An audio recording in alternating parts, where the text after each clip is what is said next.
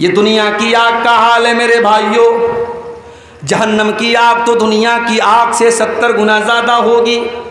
اللہ کے پیارے نبی فرماتے ہیں، صحیح مسلم کی روایت ہے، نارکم جزء من 70 جزءا من نار جہنم۔ او لوگو، جہنم کی آگ کے 70 حصے کر دیے جائیں تو ان 70 حصوں میں سے ایک حصہ دنیا میں آیا ہے، ایک حصہ باقی 69 حصہ تو جہنم کی آگ کے اندر ہے۔ اور اللہ کے نبی فرماتے ہیں کہ جہنم اس سے 69 گنا زیادہ خطرناک ہوگی، اور جتنی دنیا کی آگ جلاتی ہے اس سے 70 گنا زیادہ خطرناک جلانے والی آگ جہنم کی ہوگی۔ دنیا میں کوئی انسان جلتا ہے، ایک بار جل گیا مر گیا، کام ختم، لیکن جہنم کی آگ میں بار بار جلایا جائے گا۔ ان الذین کفروا بآیاتنا سوف نصلیہم نارا، جن لوگوں نے ہماری آیتوں کا انکار کیا ہم ان کو جہنم کے اندر ڈالیں گے۔ کلما نضجت جلودہم بدلناہم جلودا غیرہا، جب ایک مرتبہ ان کے جسم کی کھال جل جائے گی، ان کے بدن کا چمڑا جل جائے گا، ہم دوسرا چمڑا ان کے اوپر چڑھا دیں گے، ہم بار بار ان کو جلنے کی تکلیف دیں گے۔ جہنم میں بھوک بھی لگے گی، جہنم میں پیاس بھی لگے گی، تو کھانا کیا ملے گا، پانی کیا ملے گا؟ لیس لہم طعام الا من ضریع، جہنمیوں کو کانٹے دار جھاڑی کھلائی جائے گی۔ لا یسمن ولا یغنی من جوع، وہ کانٹے دار جھاڑی جب اپنے حلق میں ڈالیں گے نہ تو اس سے پیٹ بھرے گا نہ بدن میں طاقت آئے گی، بس ان کو کھلانے کے طور پر وہ کانٹے دار زری نام کی جھاڑی کھلائی جائے گی۔ اور ایک پھل ہے، اس کا نام ہے زقوم۔ یہ زقوم کا پیڑ جو ہے یہ جہنم کے اندر نکلے گا۔ جب اللہ تعالیٰ نے زقوم کا ذکر کیا تو کافروں نے مذاق اڑایا کہ دنیا میں آج تک کبھی ہم نے تو یہ نہیں دیکھا کہ آگ میں سے پیڑ نکلتا ہو، یہ کون سا پیڑ ہے جو جہنم کے اندر سے نکلے گا؟ اللہ نے فرمایا انا جعلناها فتنة للظالمین، ہم نے زقوم کے درخت کو آزمائش بنا دیا، ہم نے فتنہ بنا دیا ظالموں کے لیے۔ انہا شجرۃ تخرج فی اصل الجحیم، یہ زقوم کا درخت جہنم کی جڑ میں نکلے گا۔ طلعها کأنہ رؤوس الشیاطین، اور اس کا جو پھل ہوگا اتنا خطرناک دیکھنے میں ہوگا جیسے شیطان کا سر ہے، شیطان کے سر کی طرح دیکھنے میں خطرناک ہوگا۔ اور وہ زقوم کا درخت جہنمیوں کو کھلایا جائے گا، وہ اتنا کڑوا کسیلا ہوگا کہ ان کے پیٹ میں جا کر کے بدہضمی کرے گا۔ فَمَالِئُونَ مِنْهَا الْبُطُونَ، جہنمی اسی زقوم کو کھا کر کے اپنا پیٹ بھریں گے۔ ثُمَّ إِنَّ لَهُمْ عَلَيْهَا لَشَوْبًا مِّنْ حَمِيمٍ، پھر ان کو کھولتا ہوا پانی بھی دیا جائے گا۔ ایک تو زقوم اپنے آپ میں خود ہی کڑوا ہوگا اور اس کے اوپر سے کھولتا ہوا پانی ان کو پلایا جائے گا۔ یہ تکلیف، یہ ٹارچر، یہ اذیت جہنمیوں کو دی جائے گی میرے پیارے ساتھی۔ دنیا میں ہم گرمی میں کاٹن کے کپڑے پہنتے ہیں اور سوتی چادر بچھا کے ہم سوتے ہیں، سردی کا موسم آتا ہے ہم کمبل اوڑھ لیتے ہیں، ہم اون کا کپڑا پہنتے ہیں۔ جہنمیوں کو کون سا کپڑا پہنایا جائے گا؟ فَالَّذِينَ كَفَرُوا قُطِّعَتْ لَهُمْ ثِيَابٌ مِّن نَّارٍ، جہنمیوں کے لیے آگ کے کپڑے کاٹے جائیں گے، وہ آگ کا کپڑا پہنیں گے۔ فَالَّذِينَ كَفَرُوا قُطِّعَتْ لَهُم مِّن ثِيَابٍ يُصَبُّ مِّن فَوْقِ رُؤُوسِهِمُ الْحَمِيمُ، ان کے سروں کے اوپر سے کھولتا ہوا پانی ڈالا جائے گا۔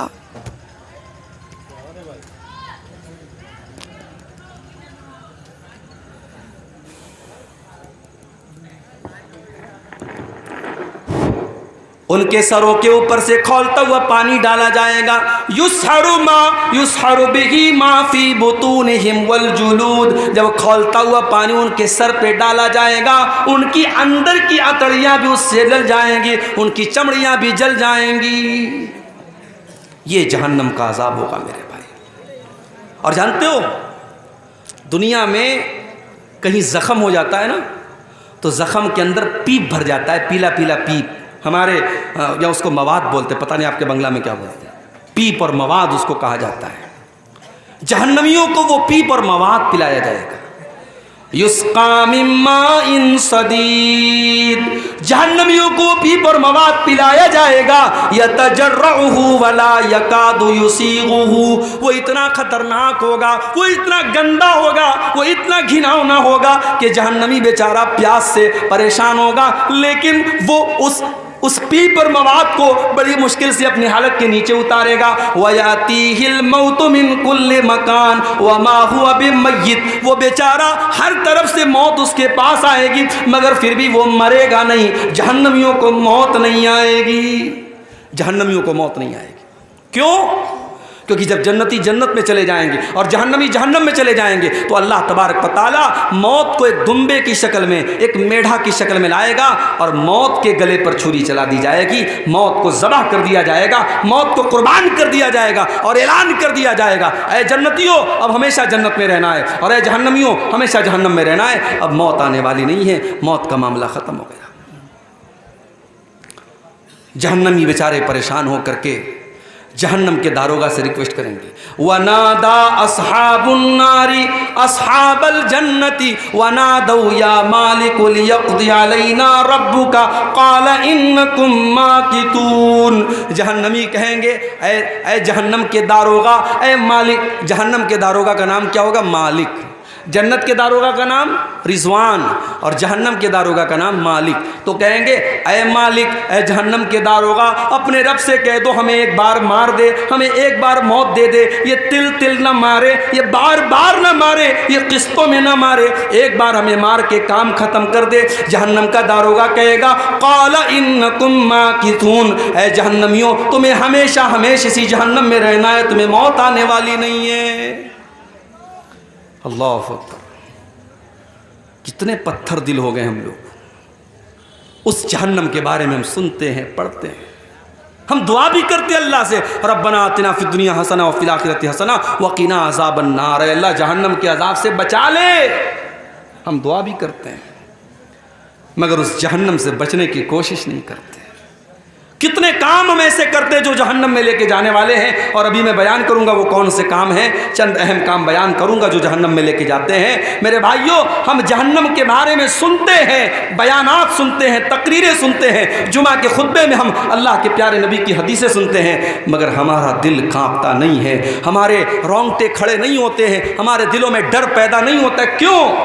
ثم قست قلوبکم من بعد ذلک فہی کالحجارۃ او اشد قسوہ، اللہ نے قرآن میں فرمایا تمہارے دل تو اتنے کٹھور ہو گئے، تمہارے دل تو اتنے سخت ہو گئے کہ پتھروں سے بھی زیادہ کٹھور تمہارے دل ہو گئے۔ پتھر کے اوپر بھی پانی بار بار پڑتا ہے تو پتھر کے اندر بھی سوراخ ہو جاتا ہے، پتھر سے بھی پانی رسنے لگتا ہے۔ اے انسانوں، اللہ کی نافرمانی کرتے کرتے تمہارے دل اتنے کٹھور ہو گئے کہ پتھروں سے بھی زیادہ سخت ہو گئے تمہارے دل۔ آج حقیقت میں میرے بھائیوں ہمارے دل پتھروں سے بھی زیادہ سخت ہو گئے، ورنہ صحابہ کرام تو جہنم کی بات سن کے رونے لگتے تھے، جہنم کی بات سن کر کے صحابہ کرام رونے لگتے تھے۔ حضرت عائشہ رضی اللہ تعالیٰ عنہ، صبح کا ٹائم ہے، سورج نکلنے کے بعد جو ایک نماز پڑھی جاتی ہے جس کو چاشت کی نماز کہا جاتا ہے، اما عائشہ رضی اللہ تعالیٰ عنہ چاشت کی نماز پڑھ رہی ہیں اور چاشت کی نماز میں سورہ طور کی تلاوت کر رہی ہیں۔ میری پیاری ماں بہنوں، ذرا آج آپ اپنا جائزہ لے لیں، آج کتنی عورتیں جن کو سورہ طور یاد بھی نہ ہوگی۔ ہمارے یہاں عورتوں کا معاملہ بڑا گڑبڑ ہے، دین کی تعلیم نہ کے برابر ہے، یا تو مدرسے میں پڑھے گی یا بالکل نہیں پڑھے گی۔ جو لڑکیاں مدرسے میں پڑھتی ہیں ان کو تو جانکاری ہے دین کی، جو مدرسے میں نہیں جاتی ان کو بالکل جانکاری نہیں ہے۔ حضرت عائشہ چاشت کی نماز پڑھ رہی ہیں، سورہ طور کی تلاوت کر رہی ہیں، اور سورہ طور کی تلاوت کرتے ہوئے حضرت عائشہ اس آیت پر پہنچتی ہیں، جب جنتی جنت میں جائیں گے تو جنتی اللہ کا شکر ادا کریں گے اور کہیں گے فمن اللہ علینا ووقانا عذاب السموم، اے اللہ تیرا بہت بڑا احسان ہے ہمارے اوپر، تو نے جہنم کی آگ سے ہم کو بچا لیا، تو نے جہنم کی عذاب سے ہم کو بچا لیا۔ اما عائشہ جب اس آیت پر پہنچتی ہیں تو رونے لگتی ہیں اور بار بار اسی آیت کو ریپیٹ کرنے لگتی ہیں، بار بار اسی آیت کو دہرانے لگتی ہیں، فمن اللہ علینا ووقانا عذاب السموم، اے اللہ تیرا بہت بڑا احسان ہے ہمارے اوپر، تو نے جہنم کی آگ سے ہم کو بچا لیا۔ حضرت عائشہ کے ایک بھانجے تھے، ان کا نام عروہ تھا، وہ اپنی خالہ سے ملنے آئے، دیکھا خالہ نماز پڑھ رہی ہیں اور بار بار اسی آیت کو دہرا رہی ہیں۔ انہوں نے سوچا میں چلا جاتا ہوں، بعد میں آ جاؤں گا۔ کہتے میں مارکیٹ میں گیا، میں نے سودا خریدا، میں نے سامان خریدا، 1-2 گھنٹے کے بعد اپنا سامان خریدنے کے بعد، اپنا کام کرنے کے بعد جب میں دوبارہ اپنی خالہ کے گھر گیا، میں نے دیکھا وہی حالت ہے، خالہ نماز میں کھڑی ہیں، آنکھوں سے آنسو بہ رہے ہیں اور خالہ بار بار اسی آیت کو دہرا رہی ہیں، فمن اللہ علینا ووقانا عذاب السموم۔ جنتی کہیں گے اے اللہ تیرا بہت بڑا احسان ہمارے اوپر ہے، تو نے جہنم کی آگ سے ہم کو بچا لیا۔ ہمارے اور آپ کے اندر یہ جذبہ کب پیدا ہوگا میرے بھائی؟ جہنم کی آگ سے بچنے کی ہم تیاری کب کریں گے؟ یاد رکھو، جہنم کی آگ سے بچنے کے لیے آپ کو ان کاموں سے بچنا پڑے گا جو جہنم کی طرف لے کے جاتے ہیں۔ اور آج کی تقریر میں کچھ ایسے کام بتاؤں گا، میں وہ کام بتاؤں گا جو جہنم میں لے کے جاتے ہیں۔ مقصد یہ ہے ان کاموں سے ہم اپنے دامن کو بچائیں، نہیں بچائیں گے تو ہمارا انجام بہت برا ہوگا۔ بس ہم دعا کرتے ہیں اللہ ہمیں ہماری حفاظت کرے۔ اگر ہم ان کاموں کی بات کریں جو جہنم میں لے کر کے جاتے ہیں، اس میں نمبر 1 پر اگر کوئی کام ہے، سب سے پہلا اگر کوئی کام ہے جو جہنم میں لے کر کے جانے والا ہے، اسے ہم شرک کہتے ہیں۔ اللہ کی عبادت میں کسی کو شریک کرنا، کسی کو سنگی بنانا، کسی کو شریک کرنا، کسی کو پارٹنر بنانا۔ جو کام اللہ کے لیے کیا جاتا ہے وہ کام کسی اور کے لیے کرنا۔ نماز اللہ کے لیے پڑھی جاتی ہے، رکوع اللہ کے لیے ہوتا ہے، سجدہ اللہ کے لیے ہوتا ہے، قسم اللہ کے نام کی کھائی جاتی ہے، جانور اللہ کے نام کا ذبح ہوتا ہے، سر اللہ کے آگے جھکایا جاتا ہے، ہاتھ اللہ کے آگے پھیلایا جاتا ہے۔ یہ سارے کام اگر کسی اور کے ساتھ کیے جاتے ہیں، چاہے وہ کوئی نبی کیوں نہ ہو، چاہے وہ کوئی ولی کیوں نہ ہو، چاہے وہ کوئی جانور کیوں نہ ہو، چاہے وہ کوئی پیڑ کیوں نہ ہو، اللہ کا مقام کسی اور کو دینا یہی شرک ہے میرے پیارے ساتھیوں۔ اور قرآن کہتا ہے انہ من یشرک باللہ فقد حرم اللہ علیہ الجنہ ومأواہ النار وما للظالمین من انصار۔ جو اللہ کے ساتھ شرک کرے گا اس کی ہم مغفرت نہیں کریں گے، اس کا ٹھکانہ جہنم ہوگا، اس کے لیے جنت حرام ہے اور وہ ہمیشہ ہمیشہ جہنم میں رہے گا۔ مشرک کو اللہ تعالی جہنم سے نہیں بچائے گا میرے بھائی، دوسرے گناہوں کو اللہ تعالیٰ ان کی سزا دے کر کے یا معاف کر کے جنت میں داخل کر دے گا، مگر مشرک جو شرک پر مرا ہے اس کو اللہ تعالیٰ جہنم سے کبھی نہیں نکالے گا۔ پورے قرآن میں اللہ نے کسی اور گناہ کے بارے میں اتنی سخت بات نہیں کی جتنی اللہ نے شرک کے بارے میں بات کہی۔ ان اللہ لا یغفر ان یشرک بہ ویغفر ما دون ذلک لمن یشاء۔ اللہ تعالیٰ شرک کو معاف نہیں کرے گا، معاف کرنا تو بڑی دور کی بات ہے۔ اگر کوئی مشرک ہے، اگر کوئی شرک کی حالت میں مر گیا ہے، اس مشرک کے لیے ہم مغفرت کی دعا بھی نہیں کر سکتے ہیں، ہمارا اپنا باپ ہی کیوں نہ ہو، ہمارا اپنا بیٹا ہی کیوں نہ ہو۔ اللہ نے فرمایا ما کان للنبی ان یستغفروا للمشرکی ما کان للنبی والذین آمنوا ان یستغفروا للمشرکین ولو کانوا اولی قربا۔ اے ایمان والو اور اے میرے نبی کان کھول کر کے سن لو، کسی مشرک کے لیے تم مغفرت کی دعا بھی نہیں کر سکتے، تمہارا کوئی اپنا رشتہ دار ہی کیوں نہ ہو۔ تو یہ پہلا گناہ ہے شرک، جو ہمیں جہنم کی آگ کی طرف لے کے جائے گا۔ اور آج بڑے افسوس کے ساتھ کہنا پڑتا ہے ہمارے کتنے مسلمان بھائی ہیں جن کو پٹی پڑھا دی گئی، ساری زندگی وہ شرک کر رہے ہیں اور نام مسلمان والا ہے، ٹوپی مسلمان والی ہے، گوشت برابر کھا رہے ہیں اور سمجھ رہے صاحب ہم بہت پکے مسلمان ہیں، جبکہ وہ قدم قدم پہ شرک کر رہے ہیں۔ میرے پیارے ساتھیوں، اتنا خطرناک گناہ ہے یہ شرک، اتنا خطرناک گناہ ہے یہ شرک کہ اگر انسان شرک کر کے اللہ تعالیٰ کیا گیا ہے، وہ نماز لاکھوں پڑھ کے گیا ہو، وہ روزہ لاکھوں رکھ کے گیا ہو، اس نے سینکڑوں حج اور عمرے کر لیے ہو، اللہ فرماتا ہے اپنے نبی سے قرآن میں کہ اے نبی آپ بھی سن لیجئے، اے نبی لئن اشرکت لیحبطن عملک ولتکونن من الخاسرین۔ اے نبی اگر آپ نے بھی شرک کر دیا تو آپ کی بھی ساری نیکیاں برباد ہو جائیں گی، آپ کی ساری عبادتیں برباد ہو جائیں گی۔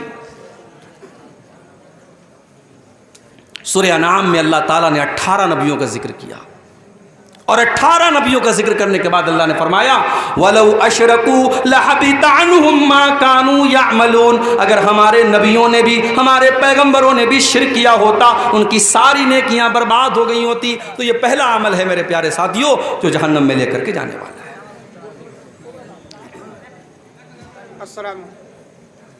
السلام علیکم۔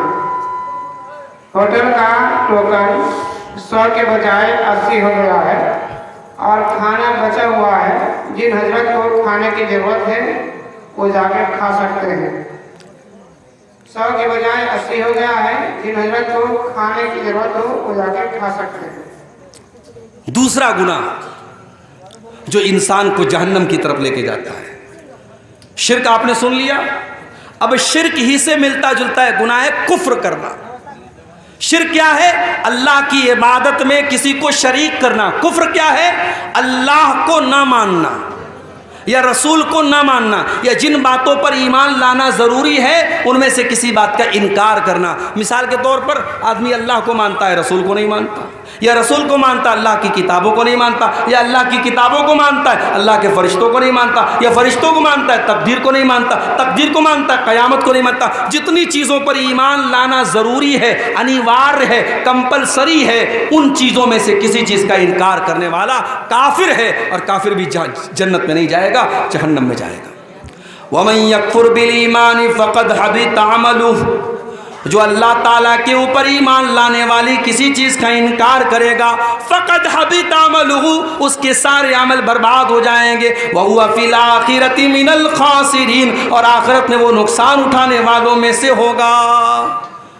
قرآن میں بار بار اللہ کہتا ہے ہم نے کافروں کے لیے جہنم تیار کے رکھی، ہم نے کافروں کے لیے جہنم تیار کر کے رکھی۔ جو کافر ہوگا، جو کفر کرے گا، اس کے لیے جنت حرام ہے اور جہنم میں وہ داخل ہوگا۔ اور آگے بڑھیے، جہنم میں لے کر کے جانے والی ایک اور چیز ہے اللہ کا مذاق اڑانا، اللہ کے رسول کا مذاق اڑانا، فرشتوں کا مذاق اڑانا، قرآن کا مذاق اڑانا، شریعت کا مذاق اڑانا۔ اگر آپ نے شریعت کی کسی چیز کا مذاق اڑایا تو یہ چیز بھی آپ کو اللہ کی جنت سے دور کر دے گی۔ اللہ نے قرآن میں فرمایا قُلْ أَبِاللَّهِ وَآيَاتِهِ وَرَسُولِهِ كُنْتُمْ تَسْتَهْزِئُونَ، اے نبی آپ کہہ دیجئے منافقوں سے، کافروں سے، کیا تم اللہ کا مذاق اڑاتے ہو؟ کیا تم اللہ کی آیتوں کا مذاق اڑاتے ہو؟ کیا تم اللہ کے رسول کا مذاق اڑاتے ہو؟ لا تعتذروا قد کفرتم بعد ایمانکم، اے کافرو تم جتنا بھی بہانہ کر لو، اے منافقو تم جتنا بھی بہانہ کر لو،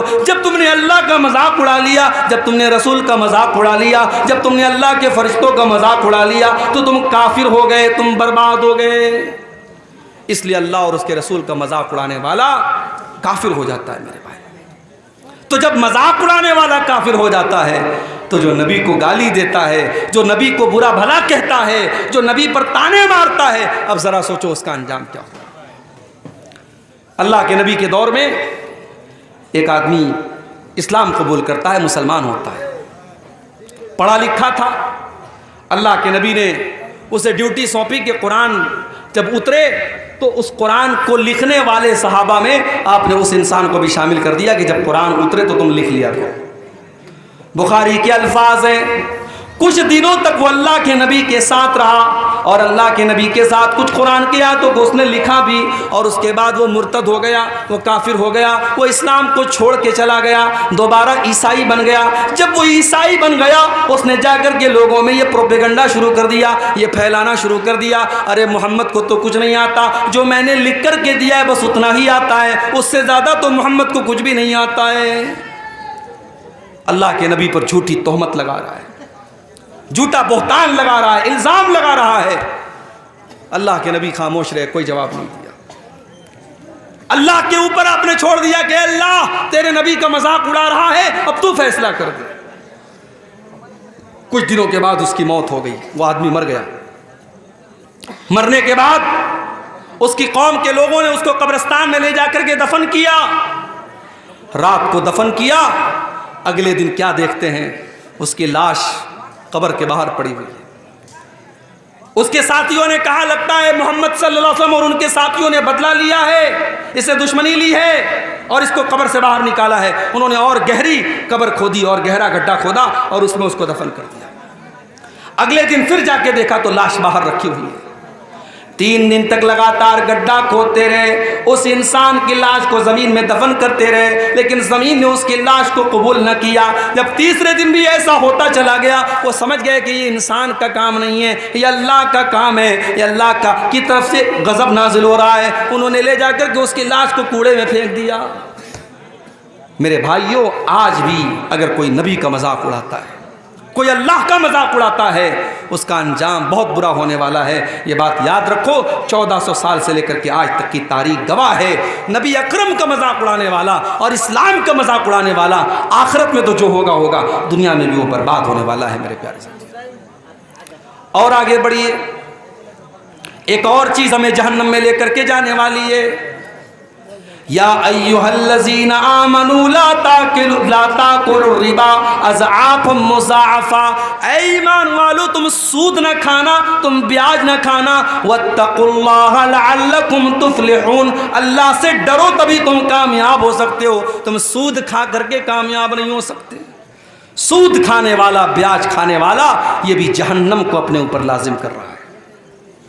اللہ کے نبی نے صرف سود کھانے والے پر لعنت نہیں کی، آپ نے فرمایا لعن اللہ آکل الربا وموکلہ وکاتبہ وشاہدیہ، اللہ تعالیٰ کی لعنت ہو سود کھانے والے پر، سود کھلانے والے پر، سود لکھنے والے پر، سود کی گواہی دینے والے پر، اور آپ نے فرمایا سب برابر ہیں۔ اسی لیے علماء کہتے ہیں کہ بینک میں کوئی جاب کرنا صحیح نہیں ہے، کیونکہ بینک کا پورا کام سود پر ہوتا ہے۔ بینک میں آپ کوئی بھی کام کریں گے وہ سود میں سپورٹ ہوگا، وہ بیاج میں سپورٹ ہوگا۔ آج بینک میں جاب کرنا تو چھوڑ دیجئے، مسلمان دھڑلے سے سود کھا رہا ہے، سود پر مسلمان اپنے مسلمان بھائی کو قرضہ دے رہا ہے اور بیاج کی رقم دھڑلے سے کھا رہا ہے۔ میرے پیارے ساتھیوں، یہ سود کھانا، اکل الربا، یہ بیاج کھانا، یہ اللہ کے نبی فرماتے ہیں کہ ہلاک کر دینے والے گناہوں میں سے، جہنم میں لے کر کے جانے والے گناہوں میں سے ہے، اور اتنا بڑا گناہ ہے سود کھانا۔ اللہ کے نبی فرماتے ہیں سود کے 70 سے بھی زیادہ درجے ہیں، جن میں سب سے ہلکا درجہ یہ ہے ان یزنی الرجل بامہ، انسان اپنی سگی ماں کے ساتھ زنا کرے۔ جتنا بڑا پاپ یہ ہے، اس سے بھی کہیں بڑا پاپ یہ ہے کہ انسان سود کھائے۔ اللہ ہم سب کی حفاظت کرے۔ آج سود الگ الگ شکلوں میں ہمارے اور آپ کے گھروں میں داخل ہو رہا ہے میرے پیارے ساتھیوں۔ اب یہاں ایک سوال لوگ پوچھتے ہیں کہ بینک میں ہم جو سیونگ اکاؤنٹ کھولتے ہیں، آج کے دور میں جو ہمارے ملک کے حالات ہیں، ہم بغیر بینک کے اکاؤنٹ کے کوئی کام نہیں کر سکتے، ہر چیز میں بینک میں اکاؤنٹ کی ضرورت پڑتی ہے، اور سیونگ اکاؤنٹ میں بینک میں انٹرسٹ آتا ہے، تو اس انٹرسٹ کا ہم کیا کریں، اس بیاج کا ہم کیا کریں؟ اس کا صحیح جواب یہ ہے جو جواب علماء نے دلائل کی روشنی میں دیا ہے کہ اگر بینک میں آپ کو انٹرسٹ مل رہا ہے، بیاج مل رہا ہے، اس پیسے کو آپ اپنے اوپر استعمال نہیں کریں گے، اس پیسے کو آپ اپنے اوپر استعمال نہیں کریں گے۔ جن علماء نے کہا اس سے راستہ بنا دیا جائے، اسے لیٹرین بنا لی جائے، وہ بالکل صحیح بات نہیں ہے۔ راستہ ہماری ضرورت کی چیز ہے، لیٹرین ہماری ضرورت کی چیز ہے۔ ہم بیاج کے پیسے سے نہ راستہ بنا سکتے ہیں نہ لیٹرین بنا سکتے ہیں۔ اب اس پیسے کو ہم کیا کریں گے؟ کچھ علماء نے کہا اس کو بینک میں چھوڑ دو، وہ ہمارا پیسہ ہے ہی نہیں۔ ہم نے اگر اپنے اکاؤنٹ میں 1000 روپیہ جمع کیا اور 1000 پر اگر 50 روپیہ بیاج مل رہا ہے، وہ 50 ہمارا ہے ہی نہیں، تو ہم اس کے چکر میں کیوں پڑے؟ جو ہماری مول دھن ہے، جو اصل رقم ہے 1000 روپیہ، وہ ہم لے لیں اور 50 کو چھوڑ دیں۔ لیکن دوسرے علماء نے کہا نہیں، اگر ہم وہ پیسہ اپنے اکاؤنٹ میں چھوڑ دیں گے تو بینک ہمارے پیسے کو اور استعمال کرے گا، اس سے وہ اور انٹرسٹ کمائے گا، اس لیے اس پیسے کو بینک والے کو چھوڑنا مناسب نہیں ہے۔ ہم اس پیسے کو نکالیں گے، اس کا کیلکولیشن کریں گے، اس کا حساب کریں گے، اور اس پیسے کو ہم کسی غریب آدمی کو، کسی ضرورت مند آدمی کو، کسی بیمار کو ہم علاج کے لیے دے دیں گے، کسی ضرورت مند کی ضرورت کے لیے دے دیں گے، اس مقصد کے ساتھ کہ وہ پیسہ استعمال ہو جائے، اور وہ پیسہ ہم اپنے ذاتی استعمال میں نہیں لائیں گے اور نہ اس پر کسی ثواب کی امید رکھیں گے۔ چونکہ مجبوری ہے، پیسے کو ضائع بھی نہیں کیا جا سکتا، پیسے کو برباد بھی نہیں کیا جا سکتا، تو اس سود کے پیسے کو نکال کر کے ہم کسی غریب وغیرہ کو دے دیں گے۔ اب چاہے وہ غریب مسلمان ہو، غیر مسلم ہو، ہم کسی کو بھی دے سکتے ہیں۔ اب اگر کوئی پوچھتا ہے کہ وہ تو حرام پیسہ ہے، ہم کسی مسلمان غریب کو کیوں دے سکتے ہیں؟ جب آپ نے دے دیا تو اب وہ اس کے لیے حرام نہیں ہے۔ وہ آپ کے لیے حرام تھا، آپ کو بیاج کے طور پہ مل رہا تھا، آپ نے اس کو مدد کے طور پہ دیا ہے، اس کے لیے بیاج نہیں ہے۔ اس کو ایسے سمجھو جیسے کسی غریب کو آپ نے زکوٰۃ کا پیسہ دیا، اب وہ اس کے لیے زکوٰۃ ہے، مگر اسی زکوٰۃ کے پیسے سے اگر غریب کسی دوسرے مسلمان کو دعوت کھلاتا ہے تو اس دوسرے مسلمان کے لیے وہ کھانا جائز ہے، وہ اس کے لیے زکوٰۃ کی رقم نہیں ہے، زکوٰۃ کی رقم اس غریب کے لیے ہے۔ وہی مسئلہ یہاں پر اپلائی ہوگا، آپ کسی بھی غریب کو وہ بیاج کا پیسہ دے کر کے اپنی جان چھڑا سکتے ہیں۔ میرے بھائیوں، اللہ تبارک و تعالیٰ نے اس دنیا کا نظام اور سسٹم ایسا بنایا ہے کہ اس دنیا میں ہر انسان کو اللہ تعالیٰ نے ایک وقت مقرر کیا ہے، ٹائم فکس کیا ہے، اس ٹائم پر اس کو موت آئے گی، وہ مر جائے گا، اور مرنے کے بعد اب قیامت تک اپنی قبر کے اندر، جس کو آپ قبر کی زندگی کہہ لیں، جس کو آپ برزخ کی زندگی کہہ لیں، اس زندگی میں، اس جیون میں اپنے عمل کے اعتبار سے انسان رہے گا۔ اگر اچھا عمل تھا، عقیدہ اچھا تھا، عمل اچھا تھا، تو قبر کی زندگی اس کے لیے جنت کا نمونہ بن جائے۔ اگر عمل خراب تھا، اگر عقیدہ خراب تھا، اگر کیریکٹر خراب تھا، تو وہ قبر کی زندگی اس کے لیے جہنم کا ایک سیمپل بن جائے گی، جہنم کا ایک نمونہ بن جائے گی۔ اس کے بعد جب قیامت آئے گی تو رب العالمین اپنے بندوں کا حساب لے گا، اور وہاں جو کامیاب ہوگا اس کا نام اعمال اللہ تبارک و تعالیٰ اس کے داہنے ہاتھ میں دے گا، جو ناکام ہوگا اس کا نام اعمال اس کے بائیں ہاتھ میں، اس کے لیفٹ ہینڈ میں دیا جائے گا۔ یہ پہچان ہوگی کامیابی کی اور ناکامی کی۔ اللہ کے پاس کون ہے؟ اللہ کے پاس کون ہے جس کا نام اعمال اس کے داہنے ہاتھ میں ملے گا، اور اللہ کیا پھیل کون ہے جس کا نام اعمال اس کے بائیں ہاتھ میں ملے گا۔ فَأَمَّا مَنْ أُوتِيَ كِتَابَهُ بِيَمِينِهِ، قرآن کا 29واں پارہ اٹھائیے، اللہ فرماتا ہے جس کا نام اعمال اس کے داہنے ہاتھ میں دیا جائے گا، اس کے رائٹ ہینڈ میں دیا جائے گا۔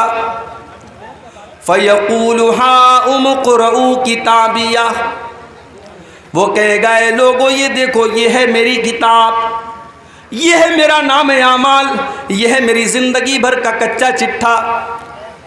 انی ظننت انی ملاق حسابیہ، جس کا نام اعمال اس کے داہنے ہاتھ میں ملے گا وہ خوش ہو کر کے کہے گا مجھے یقین تھا، مجھے پتا تھا میں اللہ کی بارگاہ میں ناکام نہیں ہوں گا، مجھے معلوم تھا میرا نام اعمال میرے داہنے ہاتھ میں ملے گا۔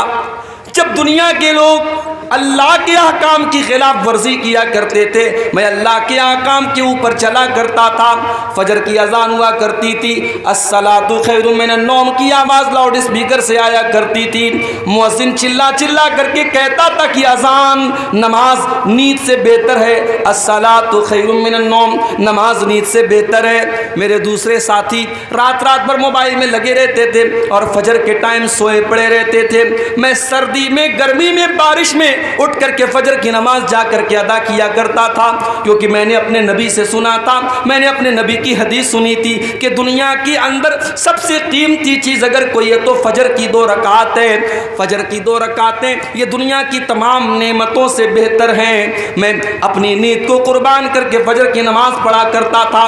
انی ظننت انی ملاق حسابیہ، مجھے یقین تھا میرا حساب مجھے مل کر کے رہے گا، اللہ تعالیٰ کی راہ میں برباد نہیں ہوں گا، مجھے پتا تھا۔ وہاں پہ عورتیں بھی آئیں گی، اللہ کی بارگاہ میں ایسی عورتیں بھی آئیں گی جنہوں نے سماج میں تانے سن لیے، ان کے ماں باپ نے بھی ان کو برا بھلا کہا، ان کے گھروں میں، ان کے خاندان میں ان کو برا بھلا کہا گیا، مگر وہ کبھی بغیر پردے کے باہر نہ نکلی، کبھی اپنے جسم کی نمائش نہیں کی۔ جب ساری دنیا بے حیائی اور بے پردگی میں پڑی ہوئی تھی، اس مسلمان لڑکی نے اپنے پردے سے، اپنی شرم و حیا سے کوئی کمپرومائز نہ کیا، وہ بھی کل اللہ کی بارگاہ میں کہے گی انی ظننت انی ملاق حسابیہ، اے اللہ مجھے پتا تھا، مجھے یقین تھا میری میری محنت کامیاب ہو جائے گی۔ مجھے پتا تھا جب ساری میری بہنیں جب بے حیائی کیا کرتی تھیں، غیر محرم لڑکوں سے باتیں کیا کرتی تھی، اے اللہ میں نے اپنی جوانی کو بچا کر کے رکھا، میں نے اپنے کردار کو بچا کر کے رکھا، میں نے کوئی غلط کام نہ کیا، میں نے اپنے جسم کو کسی ناجائز طریقے سے استعمال نہ کیا۔ انی ظننت انی ملاق حسابیہ، مجھے پتا تھا میرا حساب مجھے مل کر کے رہے گا۔ فہو فی عیشۃ راضیہ، تو جس کا نام اعمال اس کے داہنے ہاتھ میں ملے گا، اللہ تبارک و تعالیٰ اس سے بہترین زندگی عطا فرمائے گا۔ فی جنت عالیہ، اسے اللہ تعالیٰ جنت میں اونچے اونچے مکانات دے گا۔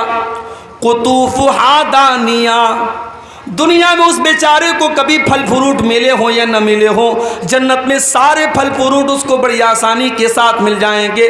جنت کے پیڑوں کے جو پھل ہوں گے اس کے لیے جھکے ہوئے ہوں گے، اسے کوئی پھل توڑنے کے لیے چڑھنا نہیں پڑے گا، اسے کسی پھل کو توڑنے کے لیے محنت نہیں کرنی پڑے گی۔ قطوفہا دانیہ، جنت کے پیڑ کے پھل اس کے لیے جھک جائیں گے۔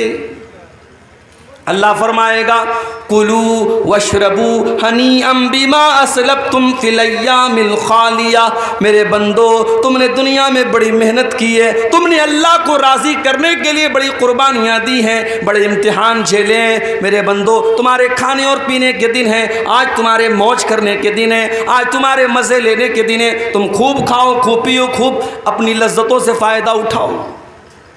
تو یہ انجام کس کا ہوگا؟ یہ داہنے ہاتھ میں جس کا نام اعمال ملے گا اس کا انجام، وہ کہاں جائے گا؟ جنت میں جائے گا۔ وَأَمَّا مَنْ أُوتِيَ كِتَابَهُ بِشِمَالِهِ، اور جس کا نام اعمال اس کے بائیں ہاتھ میں، اس کے لیفٹ ہینڈ میں دے دیا جائے گا، فیقول، وہ کیا کہے گا؟ یا لیتنی لم اوت کتابیہ، اے کاش مجھے میری کتاب نہ دی گئی ہوتی، میرا نام اعمال مجھے نہ دیا گیا ہوتا۔ یا لیتہا کانت القاضیہ، اے کاش دنیا میں جو موت آئی تھی اسی موت پر میرا کام تمام ہو گیا ہوتا، آج کا یہ دن نہ دیکھنا پڑتا، یہ قیامت نہ ہوتی، یہ حساب و کتاب نہ ہوتا، کاش جب میں مر گیا تھا دنیا میں تبھی سارا کھیل ختم ہو گیا ہوتا، سارا کام ختم ہو گیا ہوتا۔ دنیا میں جب ہم جنت کی باتیں کرتے ہیں، جب ہم جہنم کی باتیں کرتے ہیں، تو ایک عام آدمی کیا کہتا ہے؟ ارے یار کس نے دیکھا ہے جنت، کس نے دیکھا ہے جہنم، مر گئے کام ختم، 4 دن کی زندگی ہے، عیش کر لو، موج کر لو، مستی کر لو۔ دنیا میں ایک انسان کی سوچ یہ ہوتی ہے، ایک انسان کی مینٹیلٹی یہ ہوتی ہے، لیکن قیامت کے دن جب بائیں ہاتھ میں نام اعمال ملے گا تب سوچ بدل جائے گی، تب کیا کہے گا؟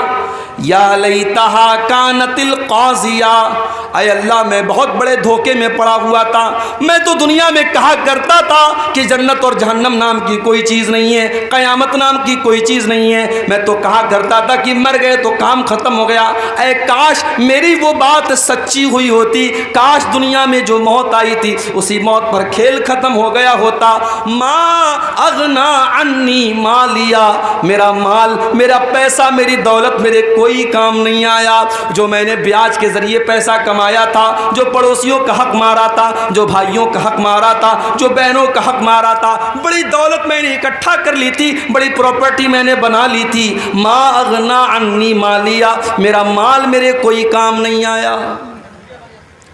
حلق عنی سلطانیہ، میری سلطنت، میرا پاور، میرا اقتدار، میری حکومت سب ختم ہو گئی، آج میری لال بتی والی گاڑی، میرے آگے منسٹر اور میرے آگے ایم ایل اے، میرے آگے جو ایم پی لکھا جاتا تھا، آج میرا کوئی عہدہ قائم نہیں رہا، میری منسٹری ختم ہو گئی، میری بادشاہت ختم ہو گئی، آج مجھے کوئی پوچھنے والا نہیں ہے۔ پھر اللہ فرمائے گا خذوہ فغلوہ ثم الجحیم صلوہ ثم فی سلسلۃ ذرعہا 70 ذراعا فصلوہ۔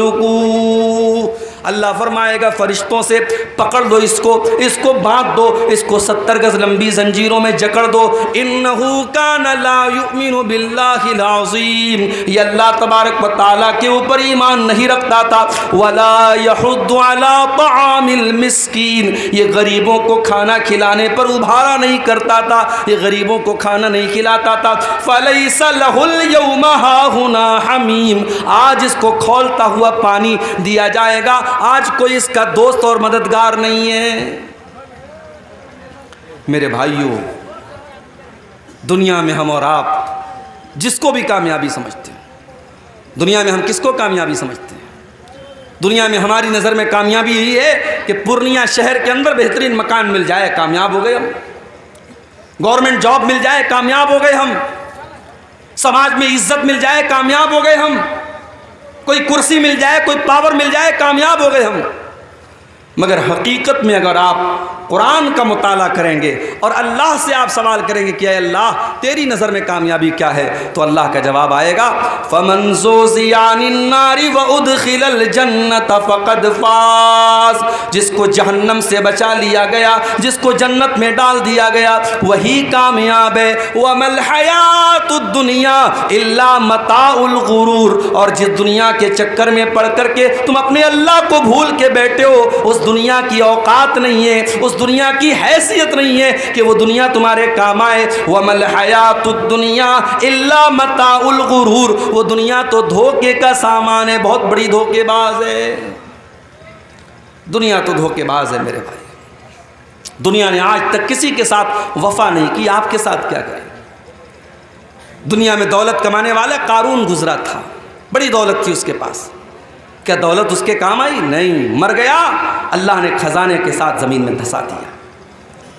اگر حکومت اور پاور یہ انسان کے لیے کامیابی ہوتی تو فرعون بہت بڑا بادشاہ تھا، مگر فرعون پانی میں ڈوب کر کے مر گیا اور ساری حکومت اس کی دوسروں کے ہاتھ میں چلی گئی۔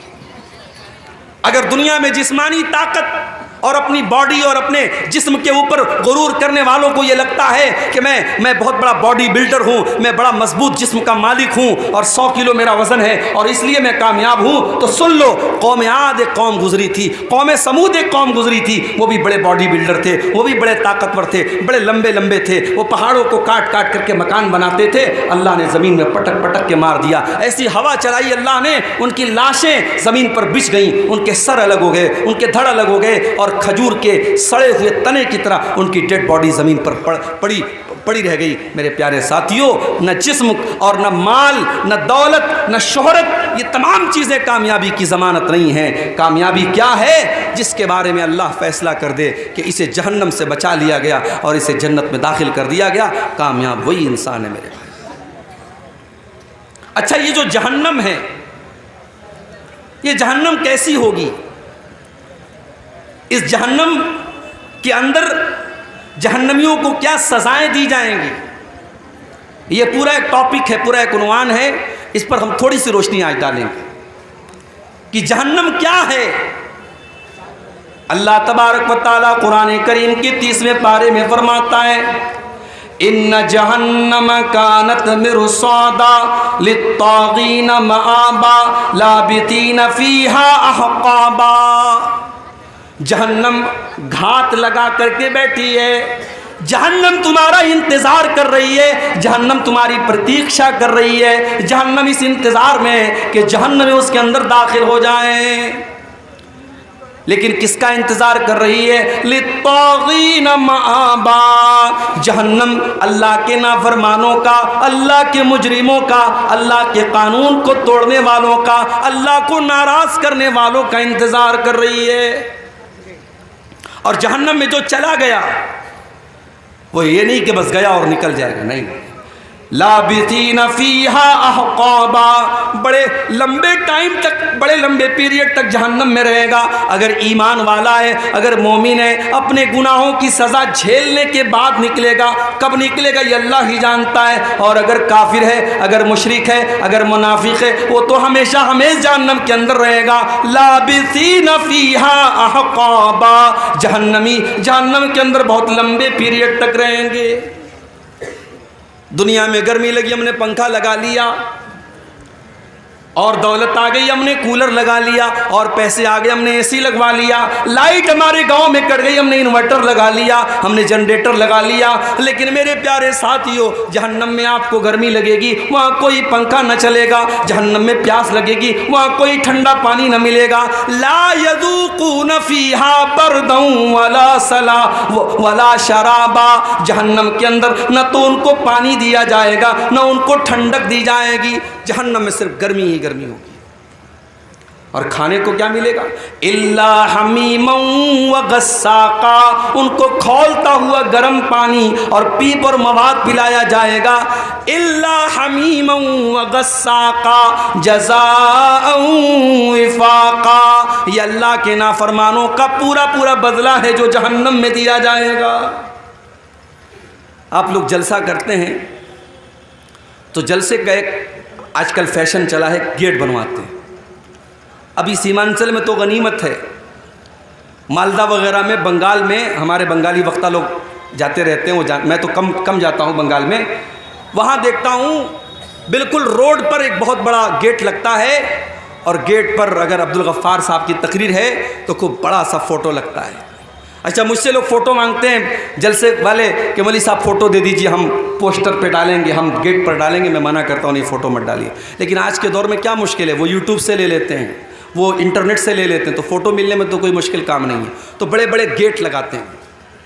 یہ گیٹ کیوں لگتا ہے بھائی؟ میاں بازار میں پروگرام ہے، باہر مین روڈ پر ہم نے گیٹ لگایا، اس بات کا سنکیت ہے، اس بات کی علامت ہے کہ ہاں یہاں پہ جلسہ ہو رہا ہے.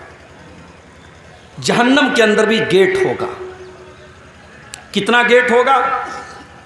آپ کے جلسے میں ایک گیٹ ہوتا ہے، 2 گیٹ ہوتا ہے، ایک لیڈیز کا گیٹ ہوتا ہے. جہنم کے اندر 7 گیٹ ہوں گے. لہا 7 ابواب، جہنم کے اندر 7 دروازے ہوں گے. لکل باب منہم جزء مقسوم، اور ہر گیٹ کے لوگوں کو بانٹ دیا جائے گا.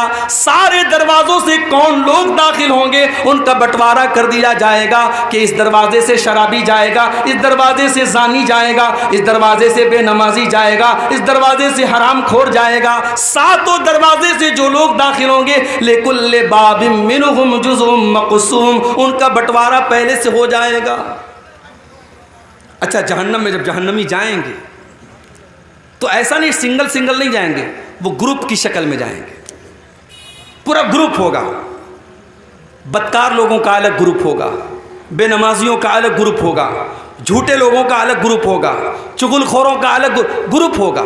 وَسِيقَ الَّذِينَ كَفَرُوا إِلَى جَهَنَّمَ زُمَرًا، جہنمیوں کو جہنم میں گروپ کی شکل میں لے کے جایا جائے گا. ان کو ہانک کے لے کے جایا جائے گا، جیسے جانوروں کو، جیسے بکری بکرا کو، جیسے گائے بھینس کو ہانک کے لے کے جایا جاتا ہے. جہنمیوں کو کوئی سمان کے ساتھ، کوئی رسپیکٹ کے ساتھ، کوئی عزت کے ساتھ لے کے نہیں جایا جائے گا، ان کو ہانک کر کے لے کے جایا جائے گا. وَسِيقَ الَّذِينَ كَفَرُوا إِلَى جَهَنَّمَ زُمَرًا حَتَّى إِذَا جَاءُوهَا فُتِحَتْ أَبْوَابُهَا وقال لهم خزنتها ألم يأتكم رسل منكم يتلون عليكم آياتي. جب جہنمی جہنم کے دروازے پر پہنچیں گے تو فرشتے وہاں جہنم کے گیٹ پہ کھڑے رہیں گے. جہنمیوں کے سے فرشتے سوال کریں گے کہ چلو جہنم میں آ جاؤ. پھر وہ سوال کریں گے فرشتے، الم یاتکم رسل منکم یتلون علیکم آیات ربکم، کیا تمہارے پاس اللہ کے پیغمبر نہیں آئے جو تم کو اللہ کی آیتیں پڑھ پڑھ کے سناتے تھے؟ وَيُنذِرُونَكُمْ لِقَاءَ يَوْمِكُمْ هَذَا، اور تمہیں آج کے دن سے ڈرایا کرتے تھے. قَالُوا بَلَىٰ وَلَٰكِنْ حَقَّتْ كَلِمَةُ الْعَذَابِ عَلَى الْكَافِرِينَ. لیکن جہنمی کہیں گے کہ نہیں، آئے تھے ہمارے پاس، اللہ کے پیغمبر بھی آئے تھے، اللہ کے رسول بھی آئے تھے، مگر ہم بڑے بد نصیب تھے، ہم نے ان نبیوں کی بات نہیں مانی، ہم نے ان پیغمبروں کی بات نہیں مانی، اور ہم جہنم میں جانے والا عمل کرتے رہے، اس لیے آج ہم جہنم میں آئے. اچھا، جہنمی جب جہنم میں جائیں گے تو پیر سے نہیں جائیں گے، چہرے کے بل گھسیٹ کر کے جائیں گے. یحشرون علی وجوہہم فی جہنم، وہ جہنم میں اپنے چہروں کے بل گھسیٹ کر کے لے کے جائیں گے. جہنمی چہرے کے بل گھسیٹ کے جہنم میں جائیں گے میرے بھائی. اچھا، جب جہنم میں پہنچ گئے، اب جہنم میں بھی الگ الگ درجے ہوں گے. جہنم بہت گہری ہے، جو جتنا زیادہ گنہگار ہے وہ اتنا اندر ہوگا. جتنا زیادہ، اسی لیے اللہ نے منافقوں کے بارے میں کہا ان المنافقین فی الدرک الاسفل من النار، جو منافق لوگ ہوں گے جو ایمان کا چولا پہن کر کے ایمان والوں کو دھوکہ دیں گے، وہ جہنم کے سب سے نچلے درجے میں ہوں گے۔ تو جہنم کے بہت سارے درجے ہوں گے۔ اچھا جہنم کتنی گہری ہوگی؟ ایک مرتبہ اللہ کے پیارے نبی صحابہ کے ساتھ بیٹھے تھے، اچانک ایک زوردار آواز آئی۔ آپ نے صحابہ سے پوچھا کہ اے صحابہ کیا تم جانتے ہو یہ آواز کہاں سے آئی؟ صحابہ نے کہا ہمیں نہیں معلوم، اللہ اور اس کے رسول زیادہ جانتے ہیں۔ آپ نے فرمایا ھذا حجر رمی بہ فی النار منذ 70 خریفا، اے میرے صحابہ یہ ایک پتھر کے گرنے کی آواز تھی جو 70 سال پہلے جہنم میں گرایا گیا تھا۔ فهو یہوی الآن فهو ینتہی الی قاریہ، 70 سال کے بعد آج وہ پتھر جہنم کی تہ تک پہنچا ہے، جہنم کی گہرائی تک پہنچا ہے۔ جہنم اتنی گہری ہے کہ پتھر کو جہنم کی تہ تک پہنچنے میں 70 سال لگ جاتے ہیں۔ اللہ اکبر۔ دنیا میں آگ لگتی ہے، کیسے لگتی ہے؟ کسی دکان میں آگ لگی، شارٹ سرکٹ سے لگ گئی، کسی گودام میں آگ لگ گئی، پیٹرول سے لگ گئی، ڈیزل سے لگ گئی۔ اس لیے پیٹرول پمپ پر آپ دیکھتے ہیں وہاں لکھا رہتا ہے smoking is not allowed. Petrol pump پر آپ سگریٹ نہیں پی سکتے۔ اسلام کی نظر میں تو سگریٹ کہیں بھی نہیں پی سکتے، لیکن پیٹرول پمپ پر یہ کیوں لکھا رہتا ہے؟ کیونکہ سگریٹ کی ایک چنگاری پورے پیٹرول پمپ کو جلا کے راکھ کر سکتی ہے، کیونکہ پیٹرول خطرناک چیز ہے، اس سے آگ پھیلتی ہے۔ سوال یہ پیدا ہوتا ہے جہنم کی جو آگ ہوگی اس آگ کا ایندھن کیا ہوگا؟ کیا وہ پیٹرول سے جلے گی؟ کیا وہ ڈیزل سے جلے گی؟ کیا وہ کوئلے سے جلے گی؟ کیا وہ لکڑی سے جلے گی؟ قرآن کریم جواب دیتا ہے یا ایھا الذین آمنوا قوا انفسکم واہلیکم نارا وقودھا الناس والحجارہ، اے ایمان والو اپنے آپ کو اور اپنے بال بچوں کو، اپنے پریوار کو جہنم کی آگ سے بچاؤ جس کا ایندھن انسان اور پتھر ہوں گے، جو انسانوں سے جلے گی، جو پتھروں سے جلے گی۔ علیہا ملائکۃ غلاظ شداد، اور جہنم کے جو داروغہ ہوں گے، جہنم کے جو چوکیدار ہوں گے وہ انسان نہیں ہوں گے جو رشوت لے لیں، وہ تو فرشتے ہوں گے، اور فرشتے کسی کے ساتھ کوئی رعایت نہیں کریں گے، فرشتے کسی کے ساتھ کوئی سمجھوتا نہیں کریں گے۔ دنیا میں کیا ہوتا ہے؟ انسان جیل میں جاتا ہے، جیلر کو پیسہ دے دیتا ہے، اس کو جیل میں آرام سے ہائی فائی فیسلٹی ملتی ہے۔ کیس چلتا ہے عدالت میں، وکیل اچھا وکیل ہائر کر لیتا ہے، کیس جیت جاتا ہے، بے ایمان ایماندار بن جاتا ہے، چور صحیح بن جاتا ہے، قاتل چھوڑ دیا جاتا ہے، بے قصور گرفتار ہو جاتا ہے۔ یہی تو چل رہا ہے عدالت میں۔ اللہ کی عدالت میں ایسا کچھ نہیں چلے گا، کیونکہ وہاں فرشتوں کے ہاتھ میں کنٹرول ہوگا، اور فرشتے رشوت نہیں لیتے، فرشتے کسی کے ساتھ کوئی مروت نہیں کریں گے، فرشتے اپنی ڈیوٹی نبھاتے ہیں، ان کو جو ڈیوٹی اللہ تعالیٰ دیتا ہے وہ اپنی ڈیوٹی نبھاتے ہیں۔ اچھا دنیا میں آگ لگتی ہے، دنیا کی آگ میں کوئی جل جاتا ہے، اس کی باڈی کا جو حال ہوتا ہے، کبھی آپ نے کہیں پر کوئی جلنے والا حادثہ ہوا دیکھا ہوگا تو آپ سمجھ سکتے ہیں کتنا خطرناک معاملہ ہوتا ہے۔ ایک انسان اگر جل کے مر جائے تو اس کی ڈیڈ باڈی کو بہت سے کمزور دل کے لوگ تو دیکھ ہی نہیں سکتے، ان کو الٹی ہو جائے گی، اتنی خطرناک شکل بن جاتی ہے۔ اور آگے بڑھیے، جہنم میں لے کر کے جانے والی ایک اور چیز ہے میرے پیارے ساتھی، اور وہ کیا ہے؟ یتیم کا مال کھانا۔ یتیم کا مال کھانے والا بھی جہنم میں جائے گا، کیونکہ یتیم وہ بچہ ہے جس نے اپنے باپ کو کھویا ہے، اور باپ جب دنیا سے چلا گیا، باپ بہت بڑی دیوار ہوتا ہے، باپ بہت بڑا سایہ ہوتا ہے۔ جس بچے کا باپ مر جائے وہ بے سہارا ہو جاتا ہے۔ اس بے سہارا اور اس بے بس بچے کا حق مارنا یہ بڑی گھٹیا حرکت ہے، اور اللہ نے یتیم کا مال کھانے والوں کے بارے میں فرمایا ان الذین یاکلون اموال الیتامی ظلما انما یاکلون فی بطونہم نارا، جو لوگ یتیم کا مال ناجائز طریقے سے کھا جاتے ہیں وہ اپنے پیٹ میں جہنم کی آگ بھر رہے ہیں، اور ان قریب وہ جہنم میں جائیں گے۔ اچھا یتیم کا مال کھانے والا جہنم میں جائے گا، اور امام صاحب کا مال کھانے والا کہاں جائے گا؟